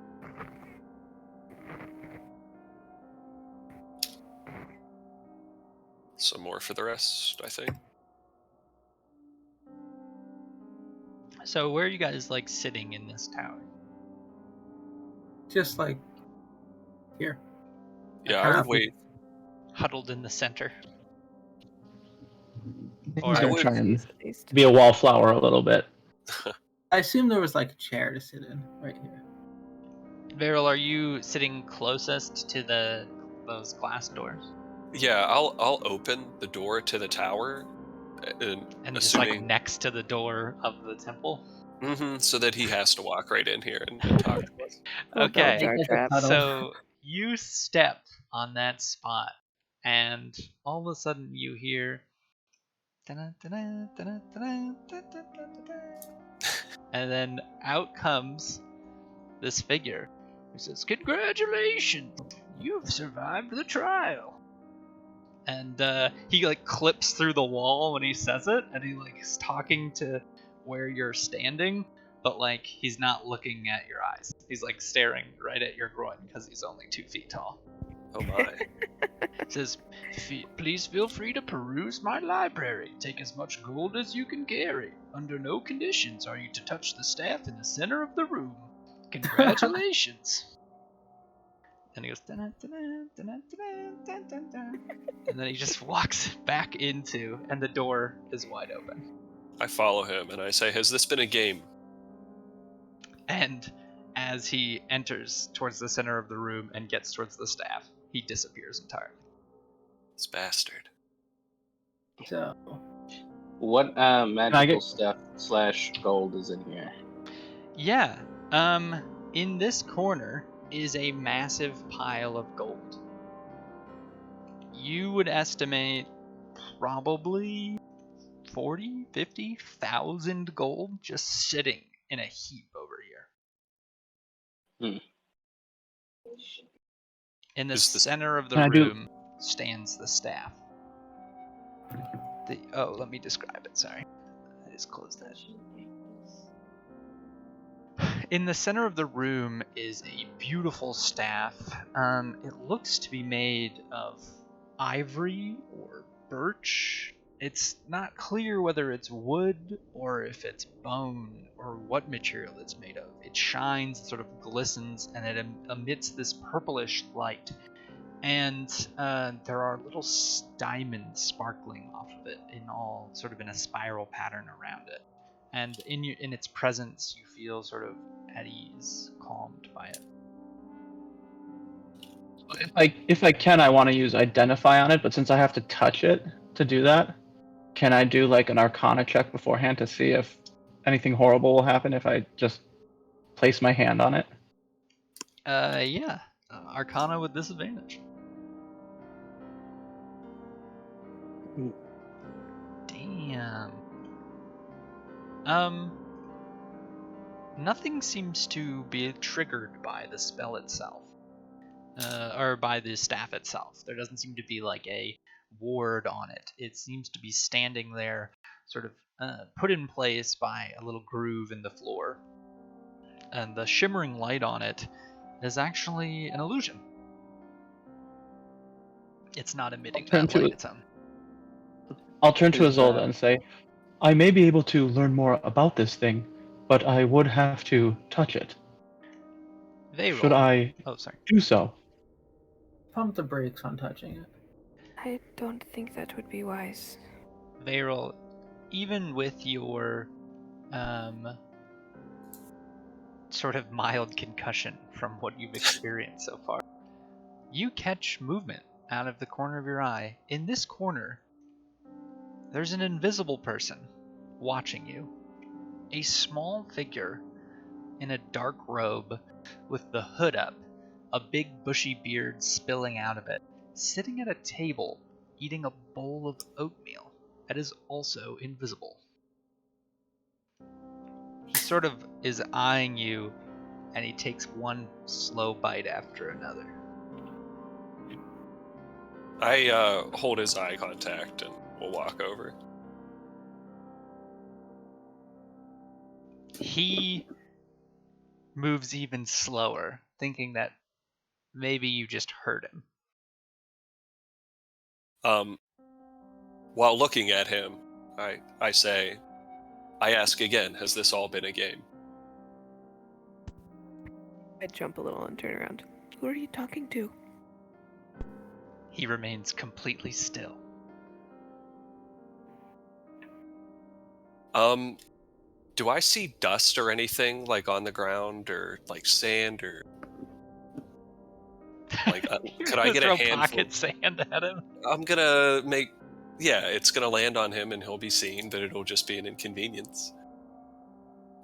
No, this place is actually miraculously clean.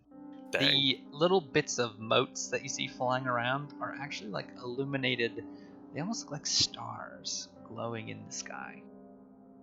It's actually quite beautiful. This whole place is like a prism. All these different rainbow colors spilling in from an unknown light source, different directions.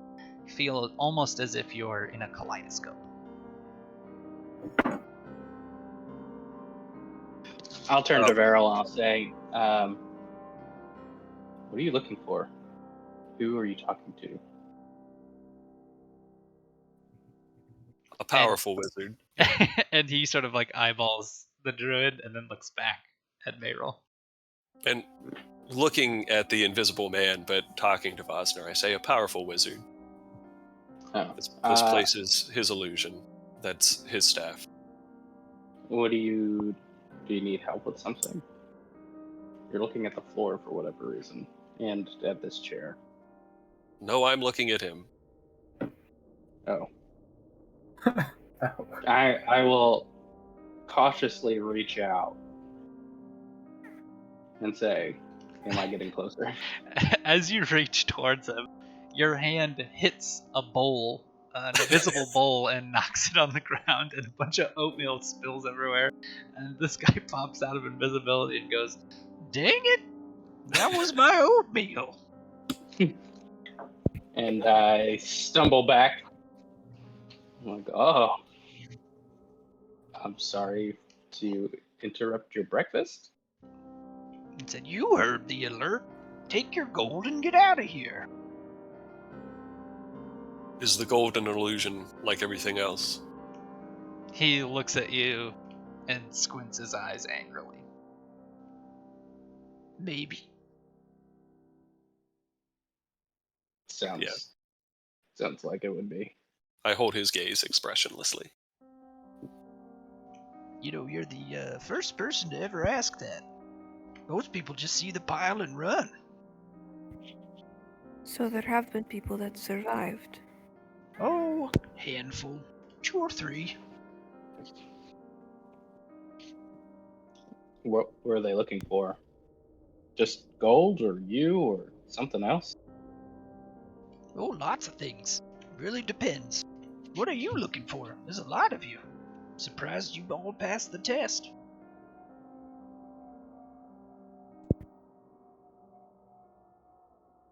I'll look over to Isolde.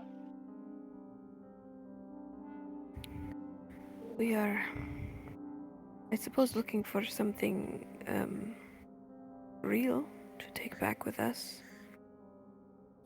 Did you... I don't understand what your test was. Why would you kill people in such a horrific way? Well, why would you wander into some evil temple and, look for treasure? It's a fair game as far as I'm concerned. Poison trap, mine trap, blade trap, pit trap. They're all the same traps. I suppose it is I guess the mind trap was the most painful trap that I've ever wandered into. Well, thank you. The I only can't take reason we all the went into credit, the though. temple. Who should the credit go to then? Well, yourselves. You composed the terrifying element of it. Well, we didn't really willingly come into the temple anyway. Someone left a pretty terrible portal open. It was corrupting the landscape, so more so to He squints at you. save the forest. There shouldn't be any portals open. I was sure to close one long ago. It seems like you missed a pretty big one, sir. You're probably familiar with the Abyss, or the Abyssal Plane. Of course I'm familiar, and I take offense to that. I didn't miss an abyssal portal. Well, not to imply, but it was there. Well, it has been a while since I've been out there. Maybe it's recent. How Probably long? in Spellplug. Yeah. Those spell How long what? have you been here? Long enough. I don't know. You lose What? track of time down here. What?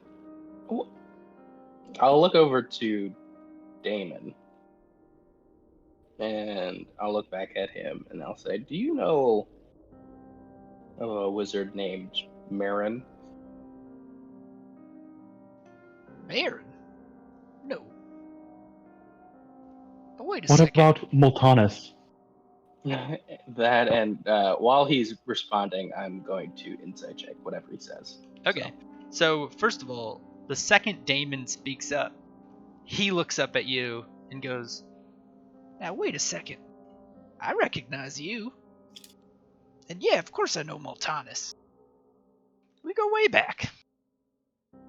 And he says, "Is that you, what are you, model 276, 267, something like that?" 726. Yes, that is me. Ah, well, you look good.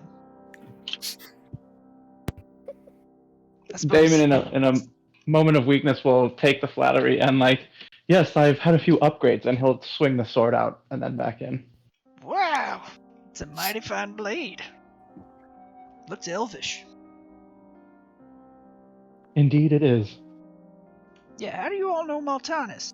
He should be pretty dead by now. Sorry, model 276. It is all right. I have come to terms with it. Oh well, grieving's an important process.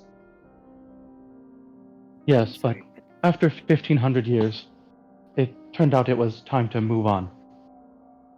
Oh, I get that. I get that. How are you not dead? Oh, well, I am really. It really depends on how you think of death and life. Where is your soul? Are you still Oh, in I a don't soul body? have a soul. I'm technically the effect of a spell, really. But I know everything that, original me once knew. I'm sort of the protector of this place. And he points to the staff in the center of the room. Try to keep people from touching that thing. As we're having this conversation, do I, at any point, start to recognize this person as having been present in like the guild basement 1500 years ago? Oh yeah, he was definitely there. He was one of the less stern folks. He was kind of fun and charming. And he, created all these cool visual illusions for all the wizards when they were like at dinner, and he would kind of put on shows and stuff. And so do I ultimately like remember his name? Yeah. And it's Uloshan? Yeah, it's Uloshan. Yeah, I'll spell. Uloshan. I will like cut him off and say, Master Uloshan, of course, I remember you. You were present when the portals were shut all those years ago. The Nexus in the basement of the guild. Yeah, precisely. Well, perhaps we have good news for you then. Your task is over. We have come to relieve you of the staff and bring it home. Oh. Why? It has been decided by the successor of the guild's leadership that the time has come to connect the portals so that the guild may provide its resources farther and wider. Well, I always knew there'd be some time. Guess I didn't really think when it would be, but have you opened up any of the other portals? We have one to New Gunderland and the other to the frozen wastes in the north. Karen will kind of motion with his staff when Damon says the northern. Oh, Laura's staff. Very nice. Well, you look trustworthy. He sort of squints at all of you. And you did pass the trial. What happened to that cult thing up there? They ever give up? Cult of Sirik? No, but that is another dangerous one. They're not still around, Oh. are they? Yes and no. But you mean the well, there was another cult. Yeah, up there the that tried to Yeah, tried to stop us. They They're tried to yeah. sacrifice us firm to believers. They are. Classic. They tried to sacrifice us to their chaos beast, and Chaos beast.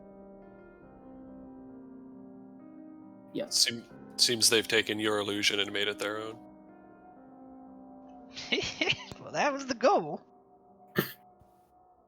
But I don't know how they got their hands on a chaos beast. That's a little bit curious.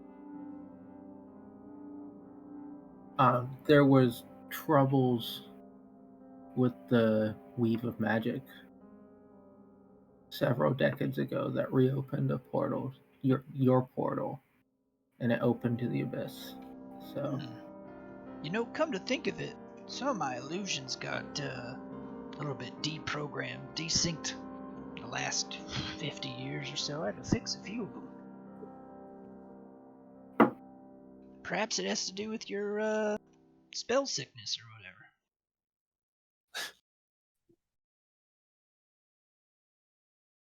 Wow, you guys all look tired. You want to rest or something? You can just sleep anywhere around here. I do. I try to mix it up. Sometimes I sleep in that room. He sort of points to the left. Sometimes I sleep in the pile of fake gold. Just depending. You are as amusing as ever, Master Uloshan. I'll look down at the oatmeal and I'll say, is the oatmeal real or is this an illusion too? Oh, that's real oatmeal. May I? That's stuff that's on the floor. Well, whatever's Get you a left in the fresh. bowl. We can get you a fresh bowl. And he sort of like walks Yeah. off to the kitchen to get you more make you oatmeal.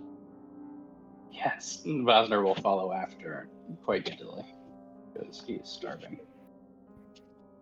Yeah, he's in the other room whistling to himself, making oatmeal. I don't remember exactly, but when those original wizards sealed the portals, wasn't it to keep them safe from something?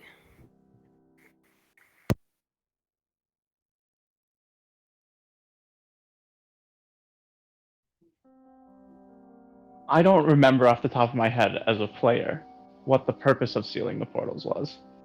As a player and a character, you were never told. Okay, that's what I thought. Multanus basically followed a command that you don't actually know the origin of the command, but he was basically just carrying out some sort of Yeah, and I wasn't even allowed to remember that it had Right. happened for a long time. Right. Though Ulushan would have missed the deprogramming session that happened to you. Yeah. I was never told why they sealed the portals. Indeed, it was only recently that I was even able to remember that they sealed those portals at all, or that these portals existed.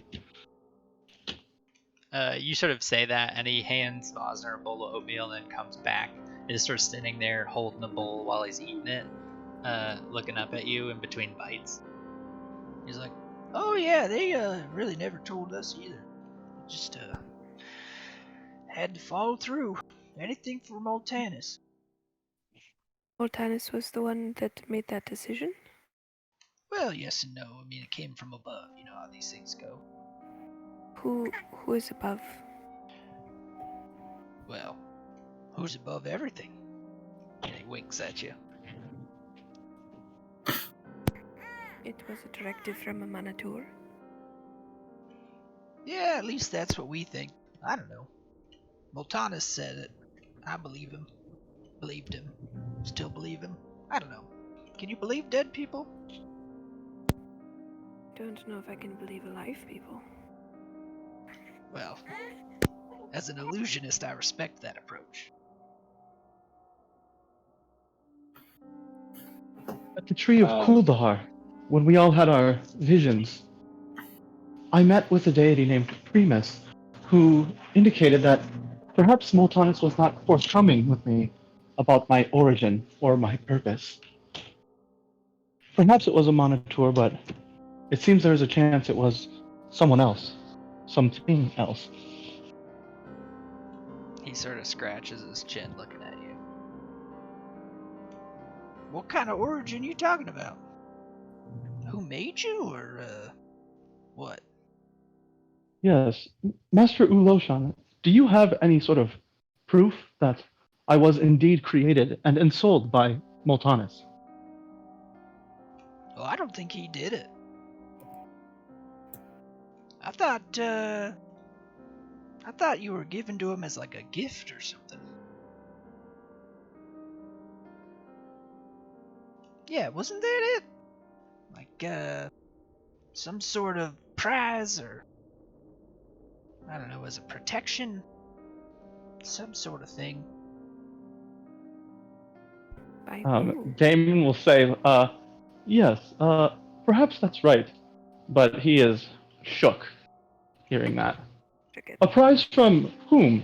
Do you recall? Well, Primus. Who else is making robots?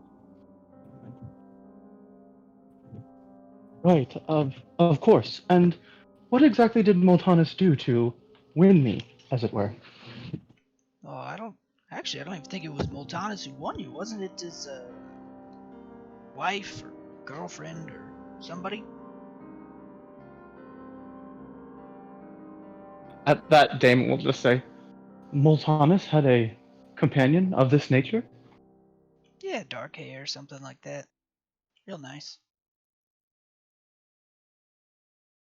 Was she one of the keepers of the staffs, one of the powerful wizards? Nope. She died before then.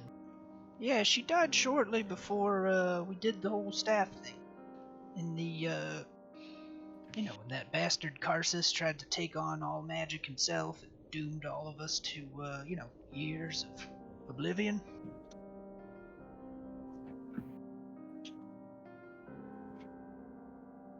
Yes, of course. The years of oblivion. I think perhaps I should rest. And Damon's going to wander off a little ways and sit down.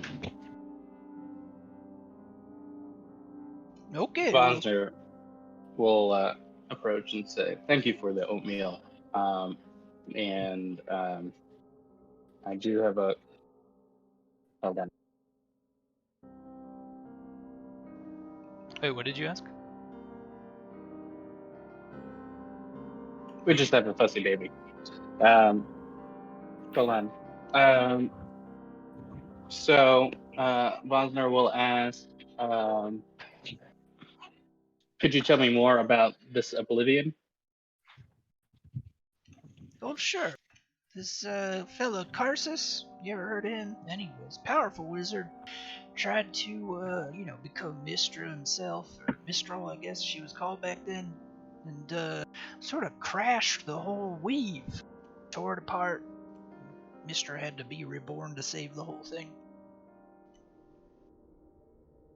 Happened like 1,500 years ago, so made all the Netherese cities fall from the sky. It was a whole thing. This is the spell plague to which we were referring before. I don't think so. No, This the was spell long plague ago. was like right before all of us were born. Besides Pharaoh, he would have lived through it. Yeah, Beryl lived Yes. through the spell plague. Yes, the descent of the Netherese cities was long ago. My bad. So the weave has been threatened before. Oh, And- lots of times.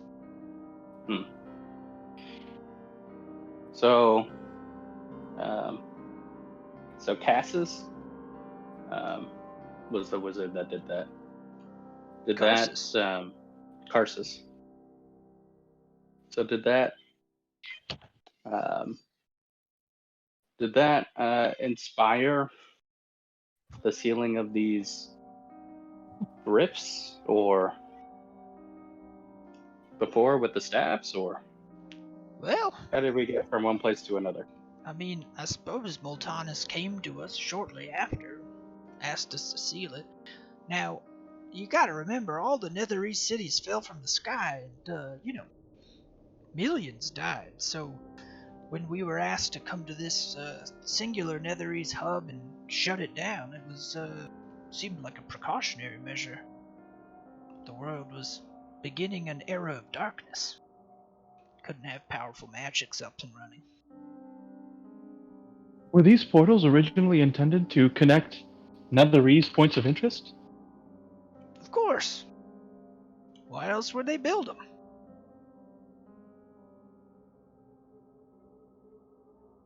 Do you And know, did these portals sit directly in the cities or near them?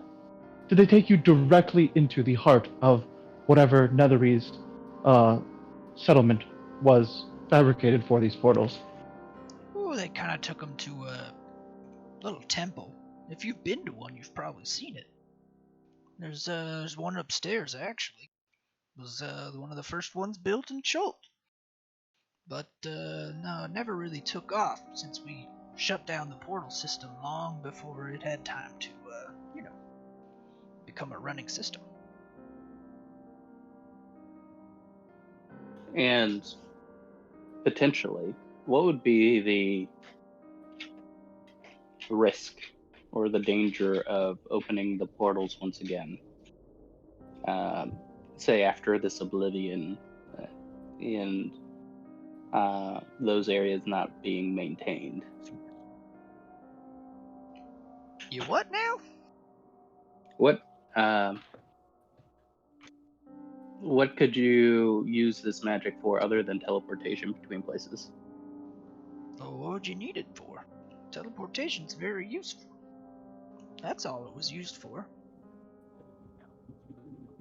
Could it be used to bring something bigger through them from like another plane? Well, how big we talking? I mean, sure. You gotta make the portal pretty big if you want to get through something large, but it's doable.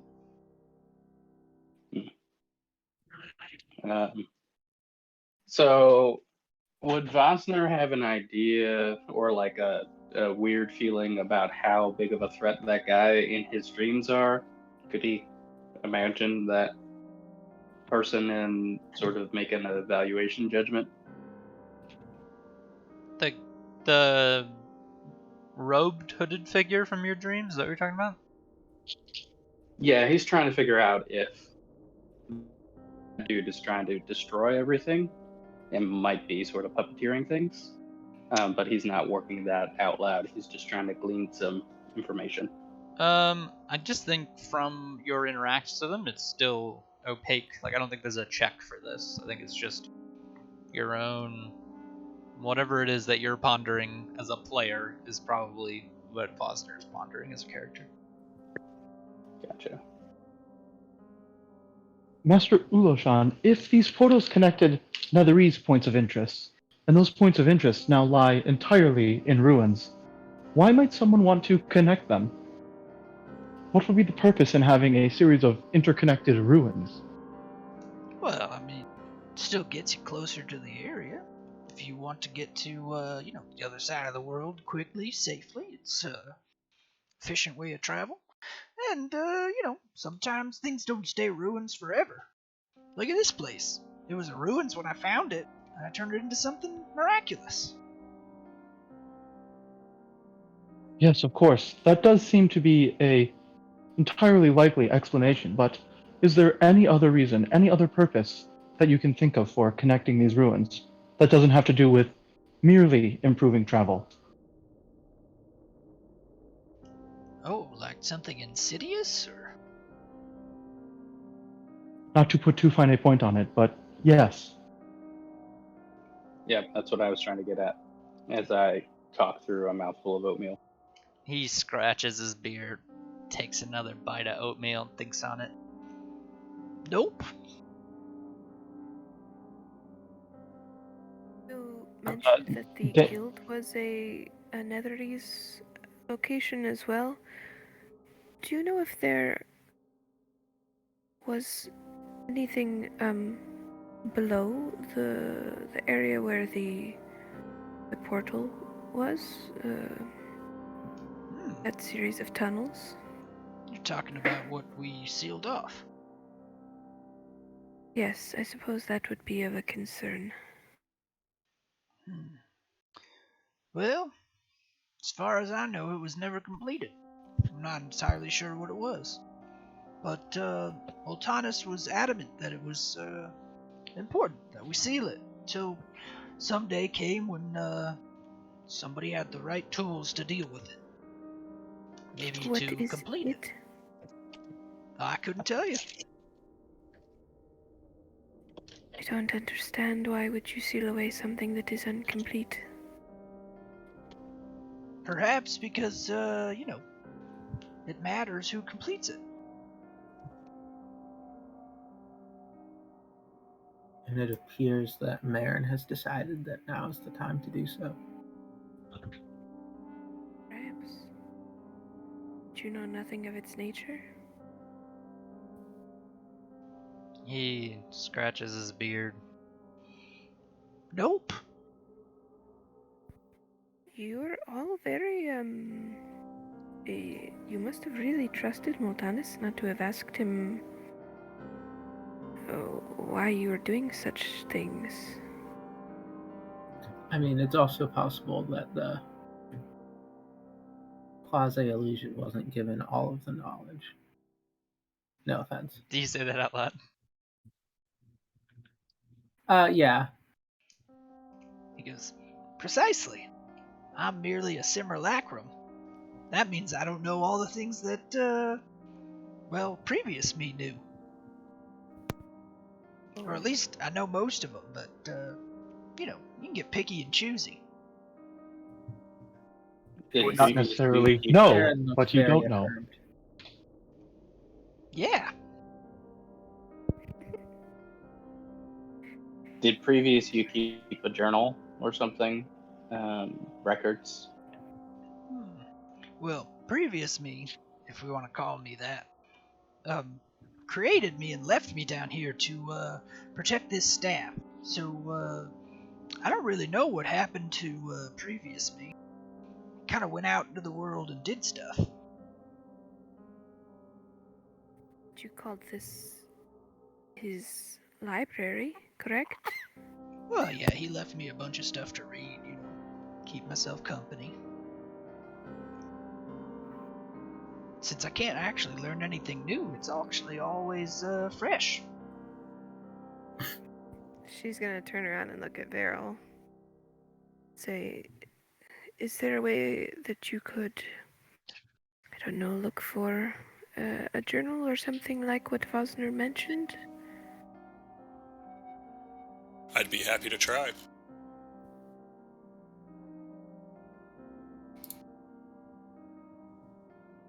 me see. Can we take like a quick 5-minute break so I can Yeah, put the baby down for a nap? Let's do a 5-minute break here.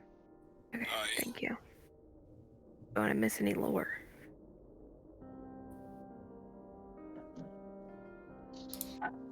Surprise lorddom at the end of that sadistic massacre. What a twist.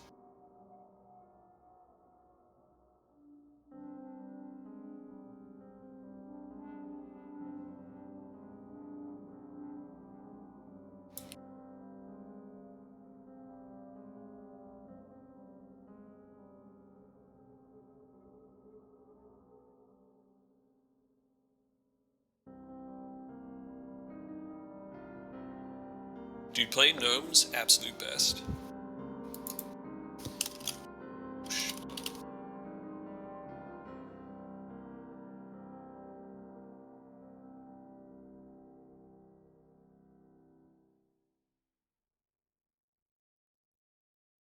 Looks like it's just you and me, person watching on Twitch.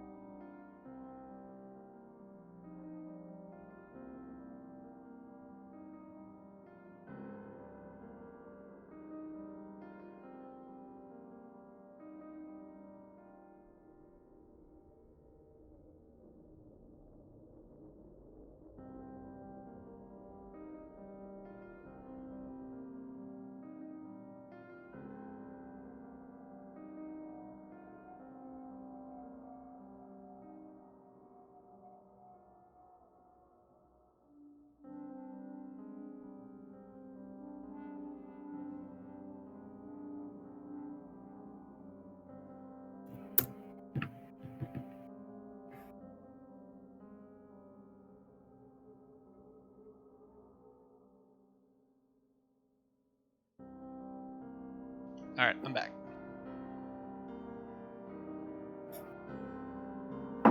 So, what round of combat are we in? Let's roll for initiative. Oh, wait. Fighting a simulacrum. Yeah, you fucking believe it. I think the key is to just think that he's not real, and then he'll stop being real. Truth. For the That was record, pretty well. I offered when Tim made the paladin character to betray you, I was like, hey, you want to play like a really old wizard? And he was like, nah, I'm gonna be gone that day anyways. I was like, alright. Could have been fun. Something about playing gnomes, man, I'm telling you. I fucking love him, dude, so much. Yeah. You have to have fun. So fun. Gotta laugh. You gotta laugh. Vero doesn't laugh, yeah. I'm gonna turn my fan on one second.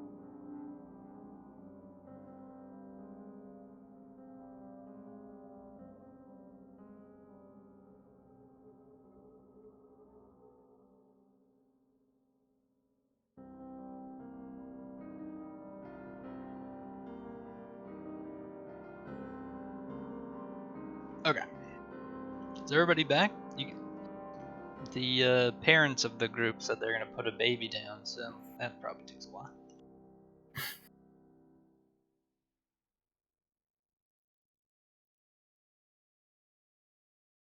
So, what'd you guys think of your nightmare fights? Might still just be Terrifying. me. Others Pretty traumatizing. Oh, nice. What's I wrong with thought that? about like going for a second intelligence save to see if I could break out of it, but then I was like, no, that's not right. That's not in character.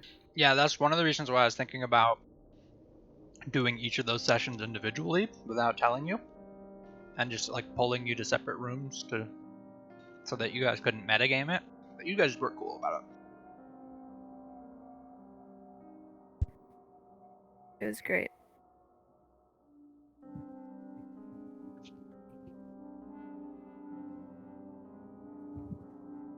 I was also tempted to have it so that when your characters cast spells, they didn't work in your mind, but they worked out in the real world. Oh no. I was gonna have like Isolde group heal you and Terran fireball you, but I sort of lost track of like what turns things happen, so it would have been tricky to like. That's funny. Yeah. We will all be dead. Yeah, So- I was worried about you all dying too. Started looking up my backup characters. Vosner was close to breaking out. He got 2 saves. What was I know. the setup of it? DC 21 int save. 3 saves and you succeed. Oh, so I wouldn't have survived long enough anyways. Depends. Once you got to 2 saves, you could use that to potentially modify the dream, basically. Yeah, okay. Yeah, I got 2 saves, but then then it was the monster's turn, and they just ripped right into me. Yeah, I tried to design your characters' fears based off of their intelligence. So the smarter they were, the more dangerous the encounter would be, but also the easier it would be for them to break free of it. And then also, I tried to make it so that, like, the more guilt or fear you already had in you, as a consequence of other traumatic shit you've seen, the harder the encounter would be. Which is why Terrence was astronomically hard. Right, 2 pit fiends and a god might be hard to actually beat. To be fair, the god just watched and laughed. He was there for Yeah, moral support. all I had to do was fight you guys. Oh, Yeah, we were God. easy, as you That can hurt tell. so good. I almost What a used all of story. your stat blocks against him, but that would have been a pain in the ass to do, so I was like, forget it. We should have just played against him. Boom. It was beautiful how you played it, John. Yeah, I'm that pretty was happy great. with that. Okay. So, I don't know. Illusion goes and makes more oatmeal. Comes back and like hands out bowls to everybody while you're resting, even Damon. And then he sits down.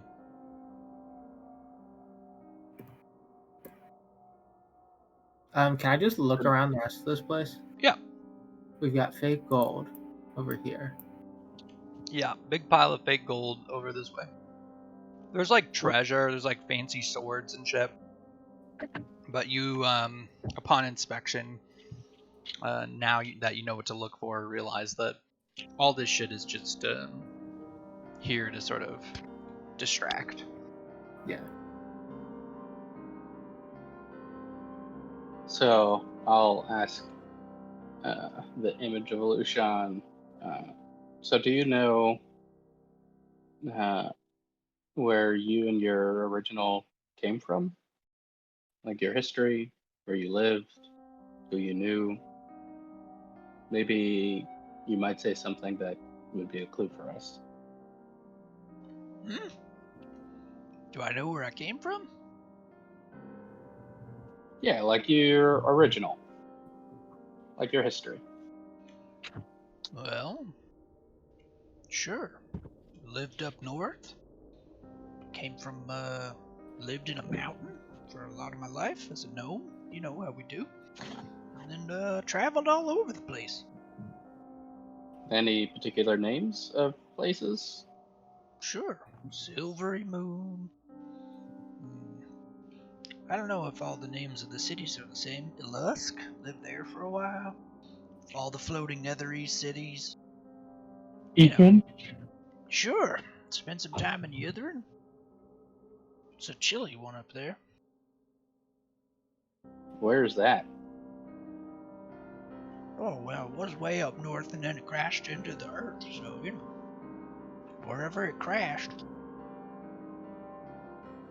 It seems as though the portal in the north was originally intended to connect to Ethan, or nearby at least.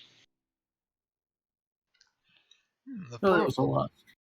Yeah, portal up Lushan, north is went to the name Ilusk. Aureus? Is the name Aureus familiar to you?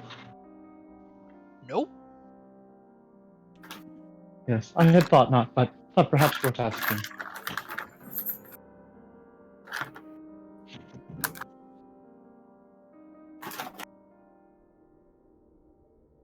Yeah, those city names sound familiar. I was just wondering if, like, your maybe home or favorite place of study would hold some more clues. Um, Well, my to point favorite us in place the to right study direction. was Candlekeep. Is that Oh. still around? It is, actually. You know, I Our friend. once snuck a book in on Oop Tao. Oh, you did. Yeah, I think they ended up throwing it out once they realized it was a bunch of bullshit. That makes a lot of sense. Yeah, I mean, it's Yeah. hard starting a religion. It takes work. A lot of plates to keep spinning. You know, lots of illusions to keep. What did you primarily study at Candlekeep? More illusion magic or Well, something else? all sorts of stuff. History, you know, politics, poetry.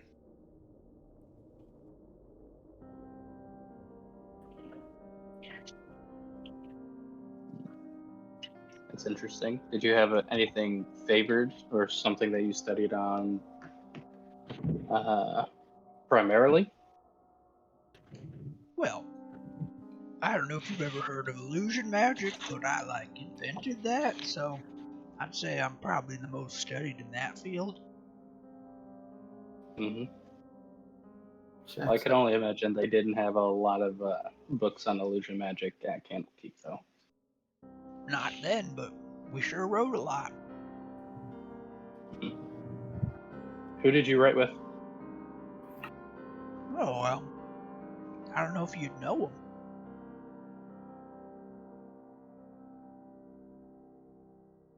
try it. Again, we have a person that is a resident scholar at Candlekeep, and I kind of elbow Veril. Well, there's Talartanis and Thorgus. Thorgus is familiar.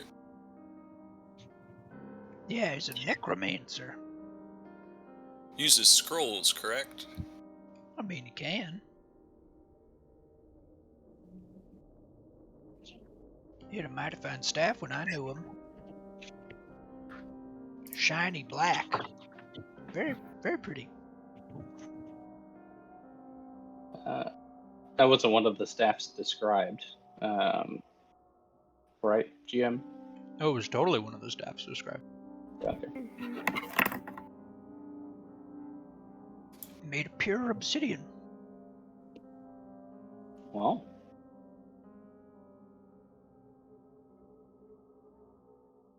You say you created a school of magic. How is it that you created or invented magic as opposed to discovering it among the weave? He sort of squints one eye at you, gives you a dirty look. Well, nobody else was using it. And then I learned how. You done that? Not quite. An impressive feat, I didn't mean to offend. He smiles again. Oh, no worries.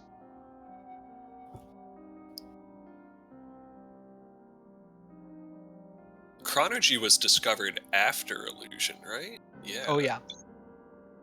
So I suppose I'll ask him, have you, in your dealings with the weave, encountered the thread of time? Well, sure. It's a dangerous thing to mess with, though. One mistake and you can, age yourself straight to death. I heard of a guy who used a spell, turned himself 600 years old, died on the spot. It's true that one mistake can have you die instantly, but one success can have you live forever. I never really saw the point anyways.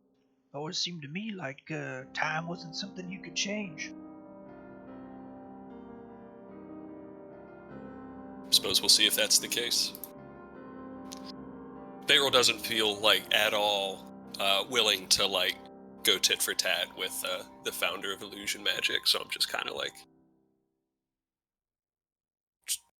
asking what I hope to be harmless questions. Y'all this look is beat. boss. They're kind of. Y'all want to take a break or a rest or something? You mentioned a library. Yeah, I mean, there's books all around. You can go for it. Like Yeah, literally. that's what Isolde's been doing. Okay. Searching the room for anything that looks like it was handwritten. All the books are Rosner's handwritten. gonna go. There are no Oh, printing shit. presses. Are they Are titled? there any of them that look like journals? Roll investigation check. I'm gonna help out there too. Oh, Yeah. I'm not. Technically, both of you have disadvantage right now, so you find some journals, but they're not from him.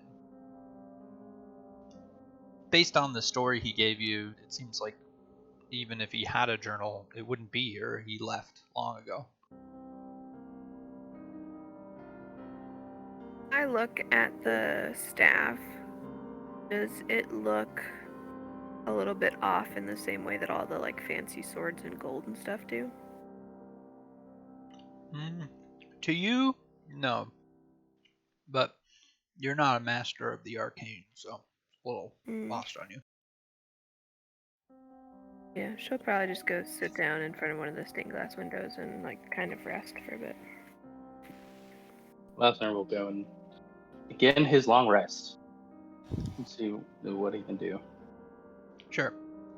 And as you like go to sleep and you sort of walk away, Lucian like falls asleep in his chair with like a half-eaten bowl of oatmeal sitting in front of him.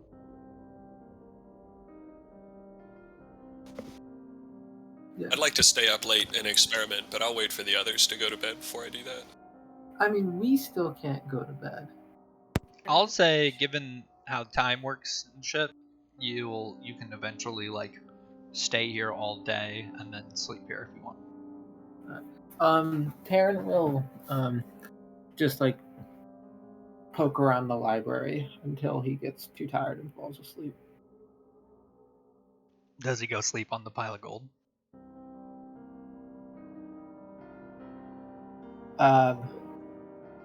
Yeah. He doesn't like do it consciously. Yeah, he like But sleeps just, next like, to he it, gets, but like, then wakes up tired cuddling it. near it in the library, and he just kind of like drifts over there and goes to sleep on the pile of gold. Yeah. Yep. At one point, you guys see Taryn like spooning the gold like a miniature dragon.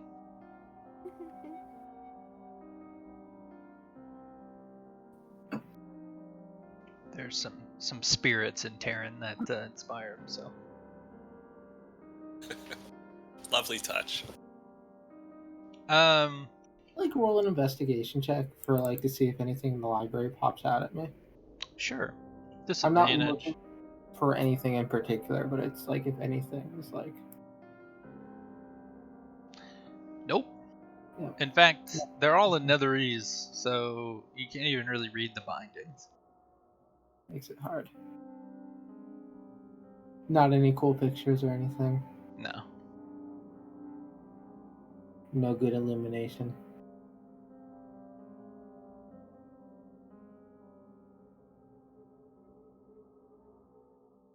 What does? Can I look through? Can I look through any of these texts and see if I can find anything describing like bargains or contests with gods, and particularly with Primus, like written in Netherese?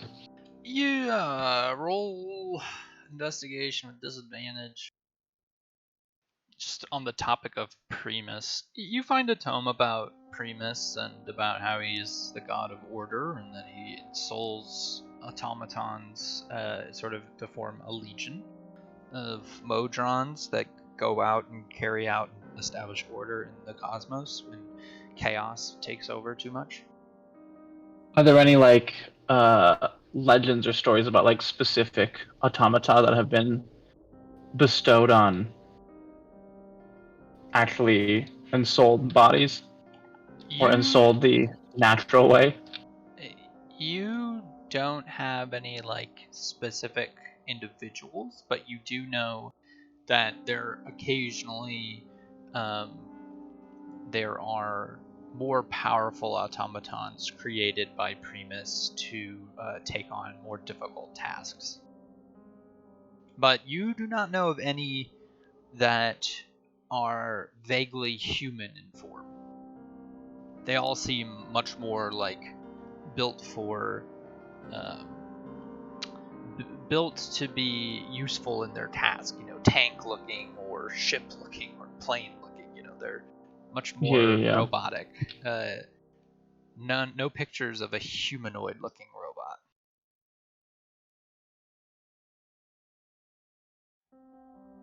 Right on.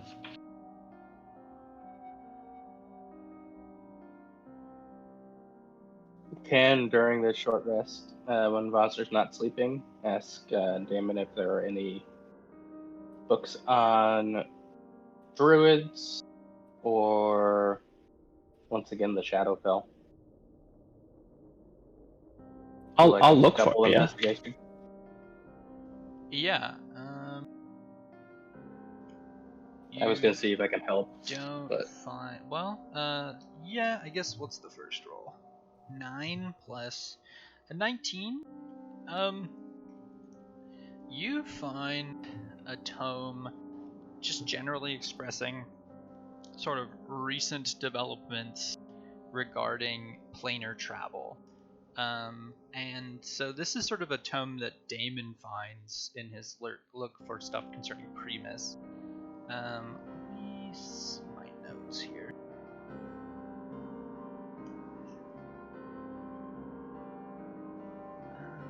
This is going to be a bold note.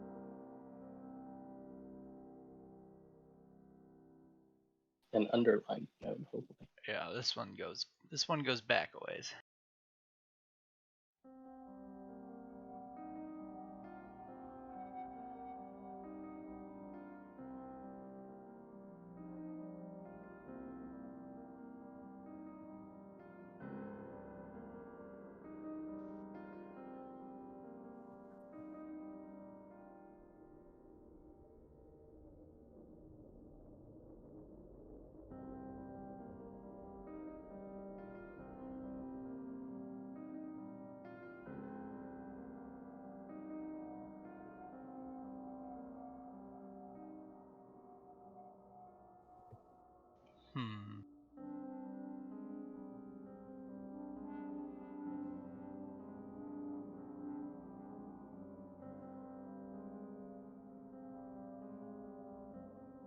Yeah, alright, I found it.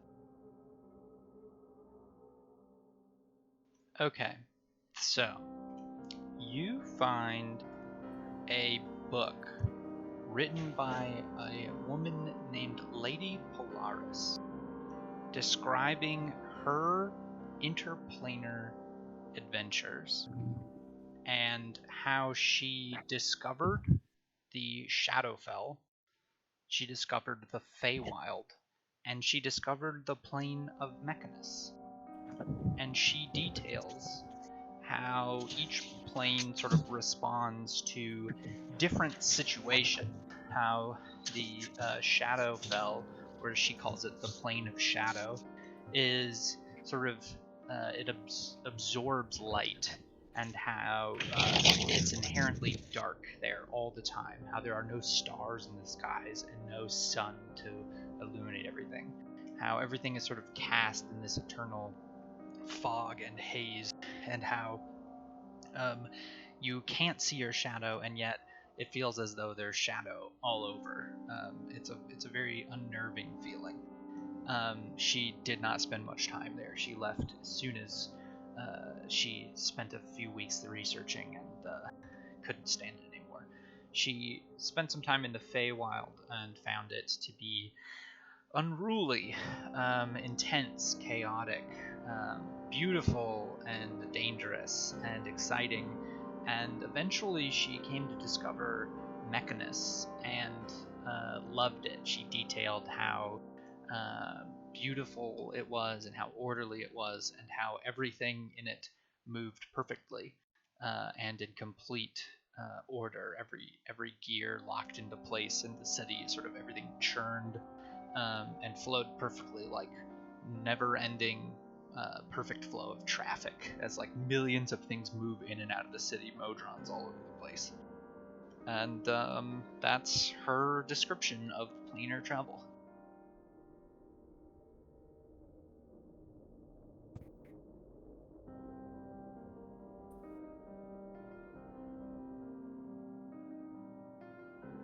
Nice.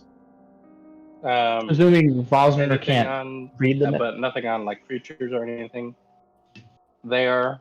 Oh, yeah, she You would said give she spent some a time slightly there? detailed account of sort of horrific creatures lurking in the shadows there.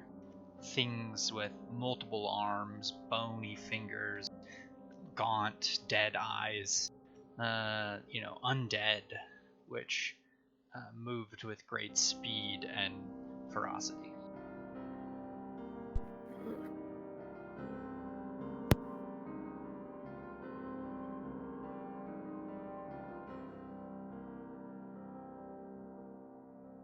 Sorry, I missed what you said, John.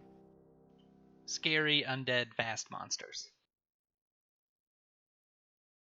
Gotcha. Okay.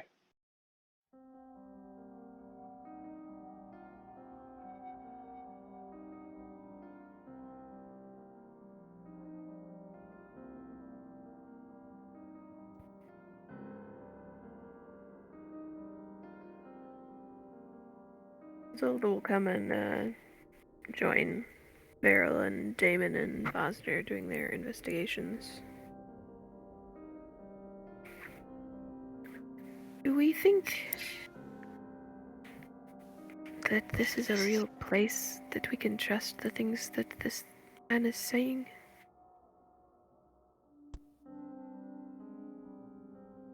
I'm not inclined to believe this place, and I like gesture around at the pile of fake gold that Terran's sleeping in and the fanciful lighting and stuff.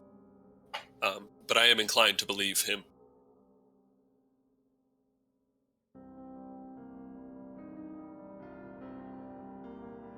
His account of my being comports with uncomfortable truths that have been told earlier.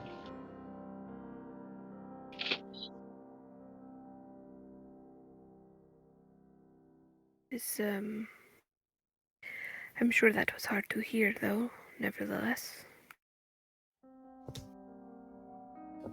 It was, but I must say, I do trust that he speaks the truth.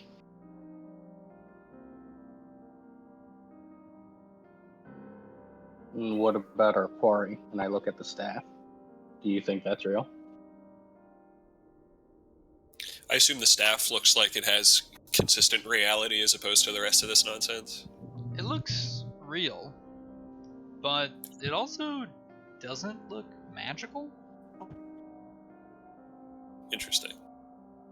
Whether that is the real stuff or not, I believe the real stuff is nearby. I don't think that it is this one, though, based on what you had said before, Veril, about the empty chamber.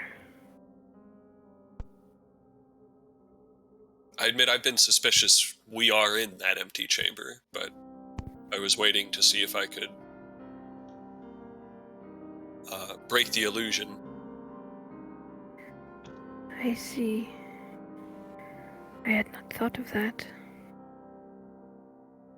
I am suspicious, and I'll look to my left at the simulacra of a sleeping gnome and say, I am suspicious why a simulacra needs to be asleep.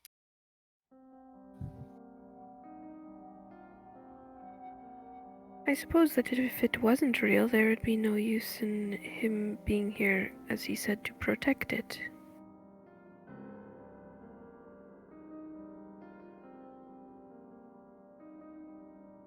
Do you think, and she's gonna look at Damon, do you think he would try to stop you from taking it, even though he knows who you are? It is possible he would allow us to take the staff, but I cannot help but wonder, if we take it, will the illusion fail?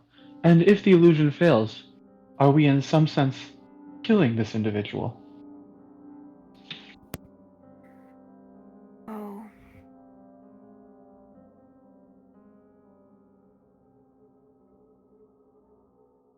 Hmm. This is an illusion. Yes, and perhaps there is no way around it, regardless. We are leaving with this staff. Are we not?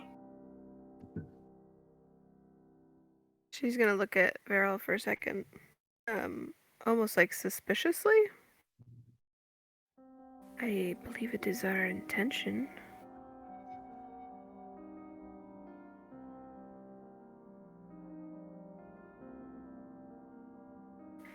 Other than your,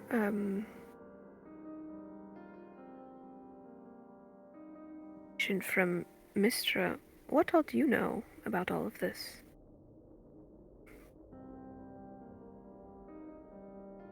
Is there anything that you haven't told us? No secrets being kept. Can I insight check him? Sure. You have disadvantage, and oh wow. I think that's about as bad as I can do. I mean, you could get a 1. I could get a 1, you know? You're right. Alright. So, 13. I wasted all my Vayroll, 19. are you telling the truth? Yeah, I mean, maybe peripheral details, like historical details, that I'd have to check my notes for. So maybe in that sense, there's something being kept. I am curious about this magic. It is pretty compelling and powerful, and it would be nice traveling in a squad with a staff like this at our disposal. But also, I am like fundamentally motivated by the mission from Mistra, the Mistra mission. As you Okay. say that, Illusion pops out right in front of you and walks past you with a broom to go sweep the front porch. Does it When I shimmer look with outside, is there unreality? someone outside? Yeah. He just walks past. It's like a programmed illusion. It just goes on a timer. I'll look at Damon and say perhaps we'll be taking them with us when we take the staff.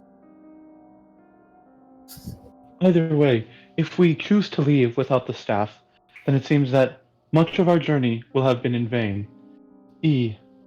Missile, the thousands of lives in the north, all for naught.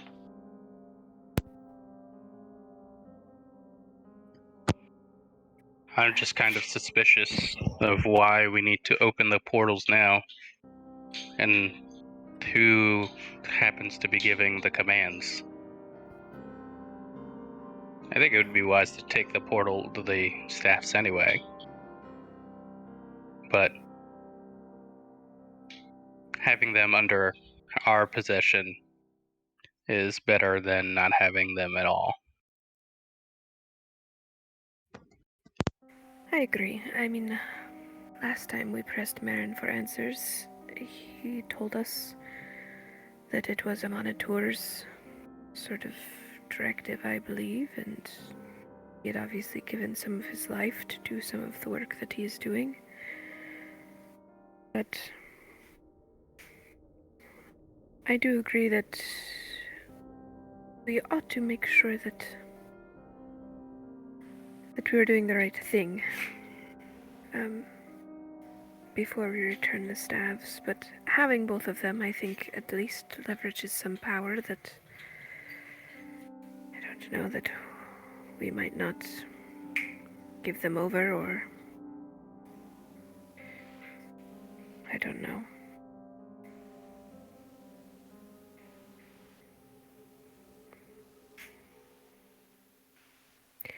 Perhaps I will send a message to Marin.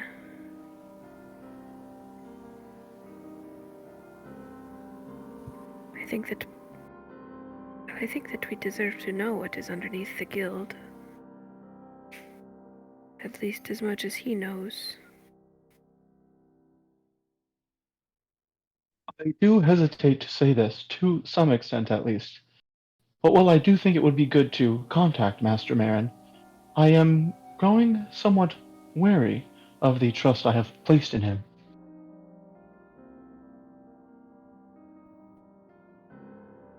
It does seem there is something he is not telling us.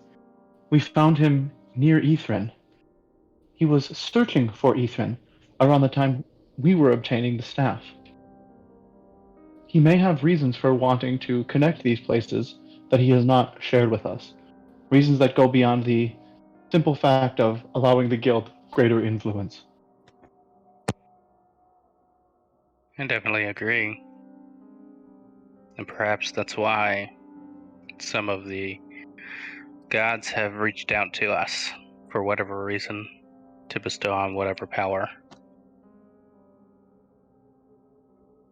So, something to consider. Yes. It's not only power that the gods bestowed. I don't know about all of your encounters, but Ilmater also warned me that something was coming. That there was going to be something that separated the gods from us, or that I would not be able to contact him when it happened. Sort of like another spell plague. I don't know. I didn't experience the spell plague really, but I don't know. I would ask Joaf, but he doesn't really have much interest in the gods anyway, so I don't think he would know any more than I do. Varel, you lived through it, correct? Say again, I'm sorry. You lived through the spell plague. What was that? What was that like? Check my notes. Goodness gracious. For Sorry. Varel, it was slightly traumatic because it's what cut off the connection between his home island, I believe. Like the ability to traverse between the two was severed at that point. I think I remember that right. So Varel was on sort of the mainland when it happened, which is one of the reasons why he stayed here. Did the other people who practice natural magic or divine magic also experience that same disconnect, or was it purely arcane? Mostly arcane. Yeah, But the spell plague was a product of Mistra dying, and Mistra is the source of arcane magic. And Varel is here in order to prevent that from happening again. Maybe there's something coming for the sources of power beyond the weave. That would conform with your premonitions about the Shadowfell, wouldn't it? Ish. It's hard to say. It's very fragmented, but that being knows me and thinks seems like wherever I am, that there's, I don't know, concentrated arcane power. So the guild, and when we're in Candlekeep, I seem to have received those dreams there. So I can only imagine that it's possibly connected to the stabs.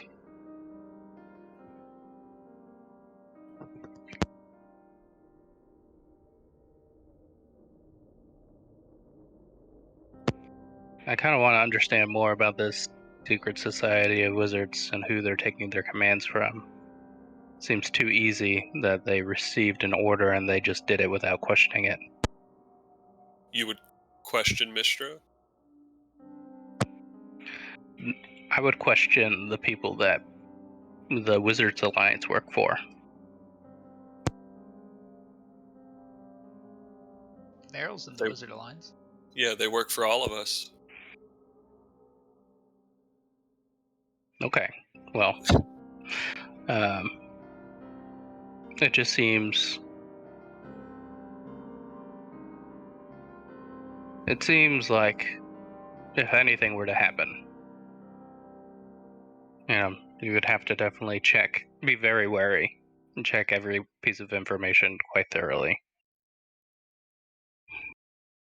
Sort of how a fox eludes a trap. They're very clever. Varel kind of studies you, and it has more of a standoffish posture than usual, because admittedly he's bothered by everyone's suspicion of what we're doing here. He'll just look at you and say, "Noted."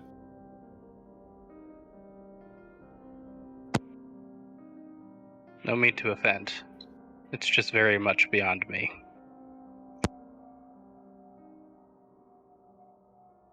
It is what's right. I disagree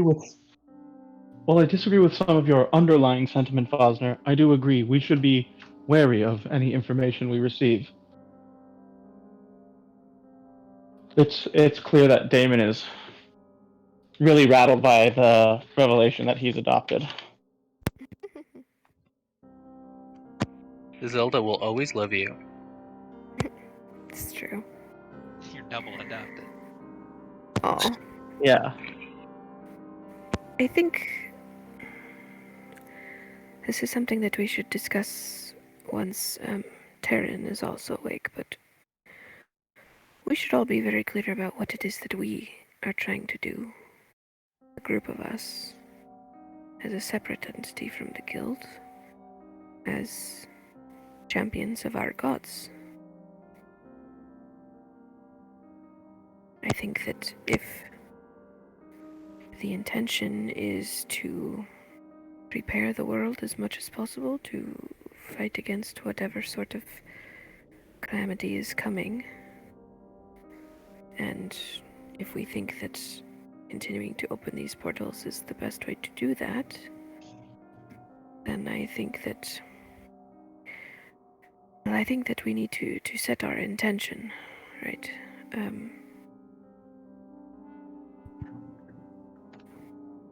It cannot be that we are just following Marin's orders anymore. I trust in the sort of things that, Mistra has shown, and she'll kind of give a nod at Varel. And Primus and the others, they have given us powers to prepare us for something. And it is, of course, nice that Marin trusted us, but the trust of the gods is much more important calling.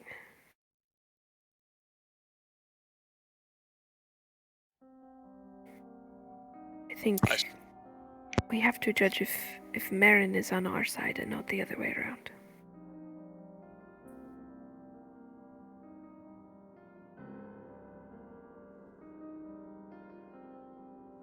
Eamon nods and is visibly like at least a little relaxed by that sentiment.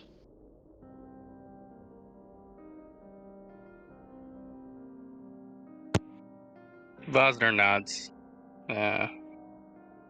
Not exactly sure where we go from here.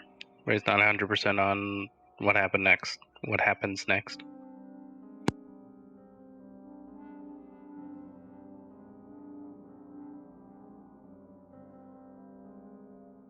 I think It seems possible that Master Uloshan will simply let us take the staff.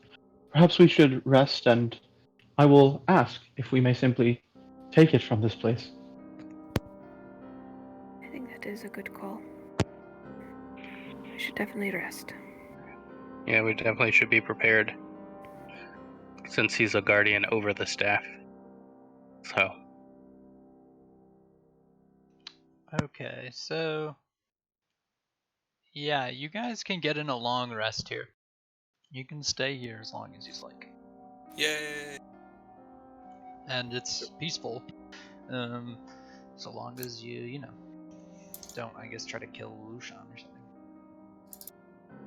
The exhaustion I pick up from Convergent Future, I lose one, or I rather like lose one level of exhaustion. Per long rest, right? Got you. Yep.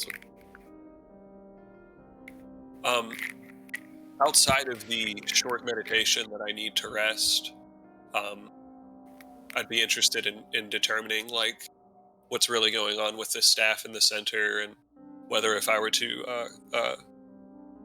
break the illusion, if like where we would find ourselves, or whether the real staff is nearby or something like that. Okay, yeah, with Simple Arcane just being around it, you continually get the sensation that this staff in the center of the room is just a prop.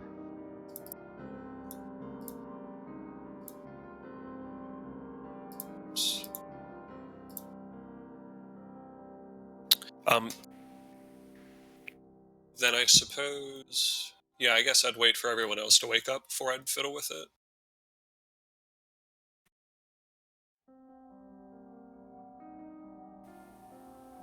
When I wake up, I'm going to do my morning meditation and pray to Elmada for some sort of direction. Okay. Is that like an explicit thing or just implicit? Just for flavor. So flavorful. What happened? I lost my portrait on my character sheet for some reason. That's strange. It's working for me. Taryn will wake up a little bit confused of why he's in a pile of gold, and then rejoin the party. Yeah.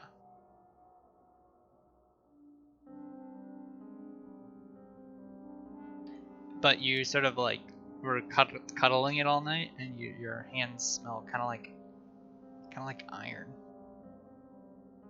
Like, it felt right. I was just confused of how I got there. Did Taryn sleep like extra well or anything on a pile of gold? No. Because it was an illusion gold. Yeah, if it was real gold, maybe. I would have lost 2 levels of exhaustion instead of 1, but I just meant from like Taryn's perspective. Did he wake up feeling like, wow, I've never had a night's sleep that good? I think so, yeah. Eventually, Ulushan wakes up and approaches the group. Oh, well, did you sleep okay? Yes, thank you for your hospitality. Oh, no problem. He sort of rubs his eyes. It's pretty rare I get visitors. Most of the time they just grab the gold and run.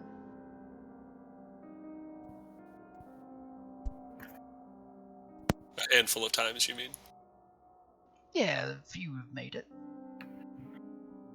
The others just die in my lawn.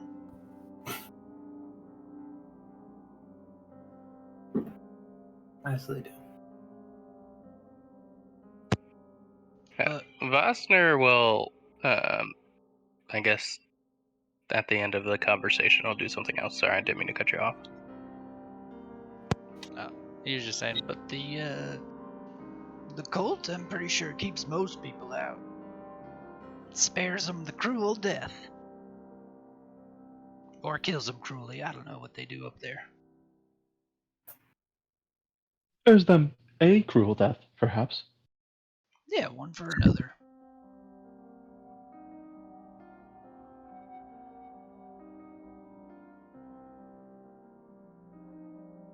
She's gonna look at Damon and then back at Ulushan. Have the two of you talked about the staff at all? Oh, don't touch the staff. Did I tell you that already? I'm pretty sure the alert thing's supposed to tell you that. Don't touch it. Yes, we have refrained from touching it thus far, but as we told you yesterday, Master Uloshan, we do need to take the staff from this place. Oh, How might we go about doing that? Yeah, that's not even the real staff. That's just a dummy staff. If you touch that, terrible shit happens. Just don't touch it. Very good. We will not touch the dummy staff. Could you perhaps point us in the direction of the real staff and warn us of any terrible stuff that will happen from touching the real staff? Okay, but you have to promise that you're only gonna use it for good.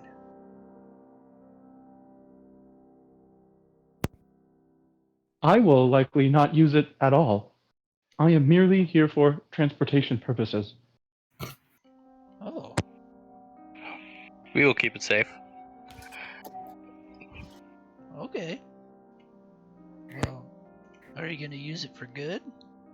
Yes. We're trying to use it to stop the destruction of the material plane, so it depends on your definition of good, I suppose. That sounds pretty good. Now, I will say, if you do something bad while wielding this staff, terrible magics will be set upon you. Are you lying? you want to roll insight? She wants to ask first. No?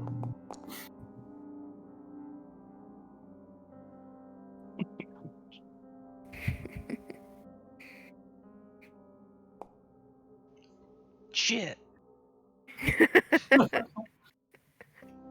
Okay, well, I can't really force terrible things to happen based off of, subjective determinations of good and bad.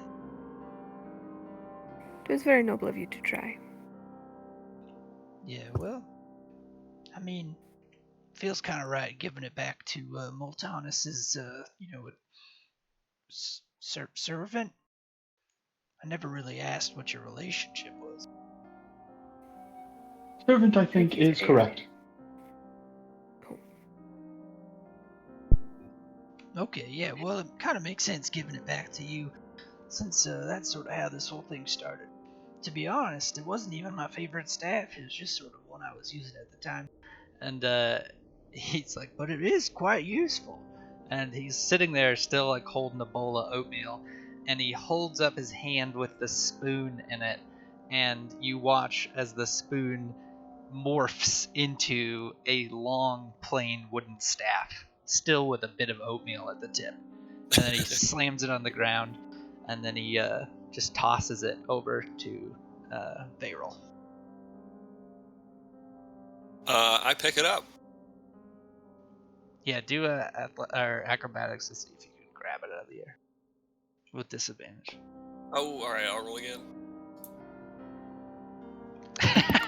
It like you kind of catch it with your hands, but you end up like knocking it to the ground. Well, that was not as cool as I thought it would be. Veor remains expressionless, but feels humiliated. Nonetheless, we'll pick up the modest wooden staff and admire it. Vosner will ask, what's your favorite one? Oh, well, I reckon that's the one I took with me when I left. You know, previous me or whatever. Remember, I'm the guy they left behind. It's true. Do you I know wonder if which? the dragon has it. The what? I think there might be a Probably dragon not. upstairs. We probably moved in quite a while afterwards. There's a dragon upstairs? There was a cult and a dragon and an abyssal portal? We closed the portal, so there's just Yeah. a dragon now. And just the dragon, and hopefully not a lot of the cult left. And as he's saying that, and as Beryl is now holding the staff seems to respond to his touch. And all around you, things start popping out of existence. A chair goes missing. A lamp goes missing. Coins from the pile of gold start turning into piles of rocks. And he looks at you and goes, "Oh." And the whole building starts falling apart piece by piece. Chunks of it, stained glass, begin to shatter and fall as like the piece of stained glass below them goes missing. And as it's shattering to hit the ground, it disappears as well, as this entire space completely and totally falls apart. What happens to the guy? He sort of like looks around and panics and doesn't know really what to do. And you hear outside huge crashing sounds, as though massive parts of an ancient temple constructed by this staff are beginning to disappear randomly, sending other parts crashing to the ground. And you hear the sound of coins tinkling through the air, and a large crash as some large beast comes flying through the air, hitting the ground with a hump. And you now find yourselves Good. Might in be that a dragon. empty chamber with a massive dragon who's just slammed on the ground, A stirred rude awakening. awake. And that's where we'll pick up next time. Oh my lord. How You just dare you? airdropped a dragon. How dare you? I Legendary. gotta do his fall damage.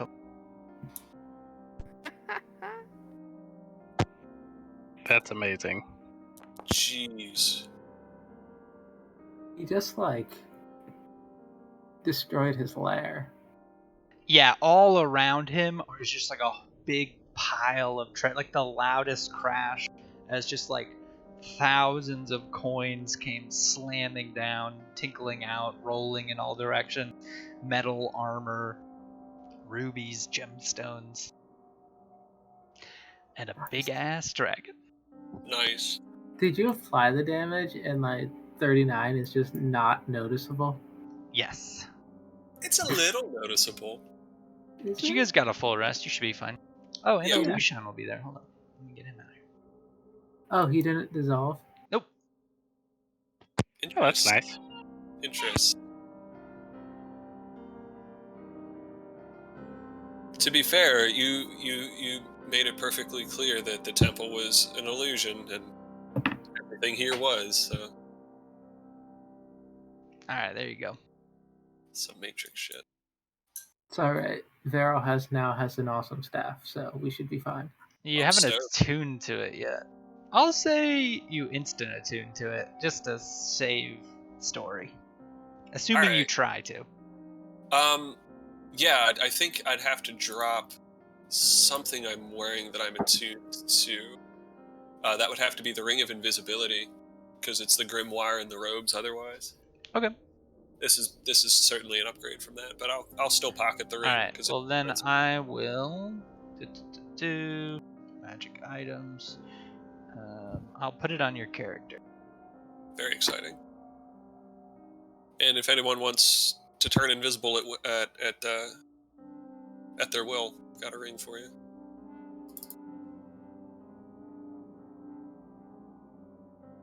It's Alright. an attunement thing, though. Yeah. Bummer. I might think about it, though.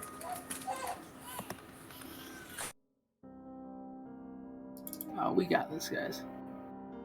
Stoked. Yeah, I'll go tensors on this dude real quick. There's the stats of the staff in case anybody else is interested.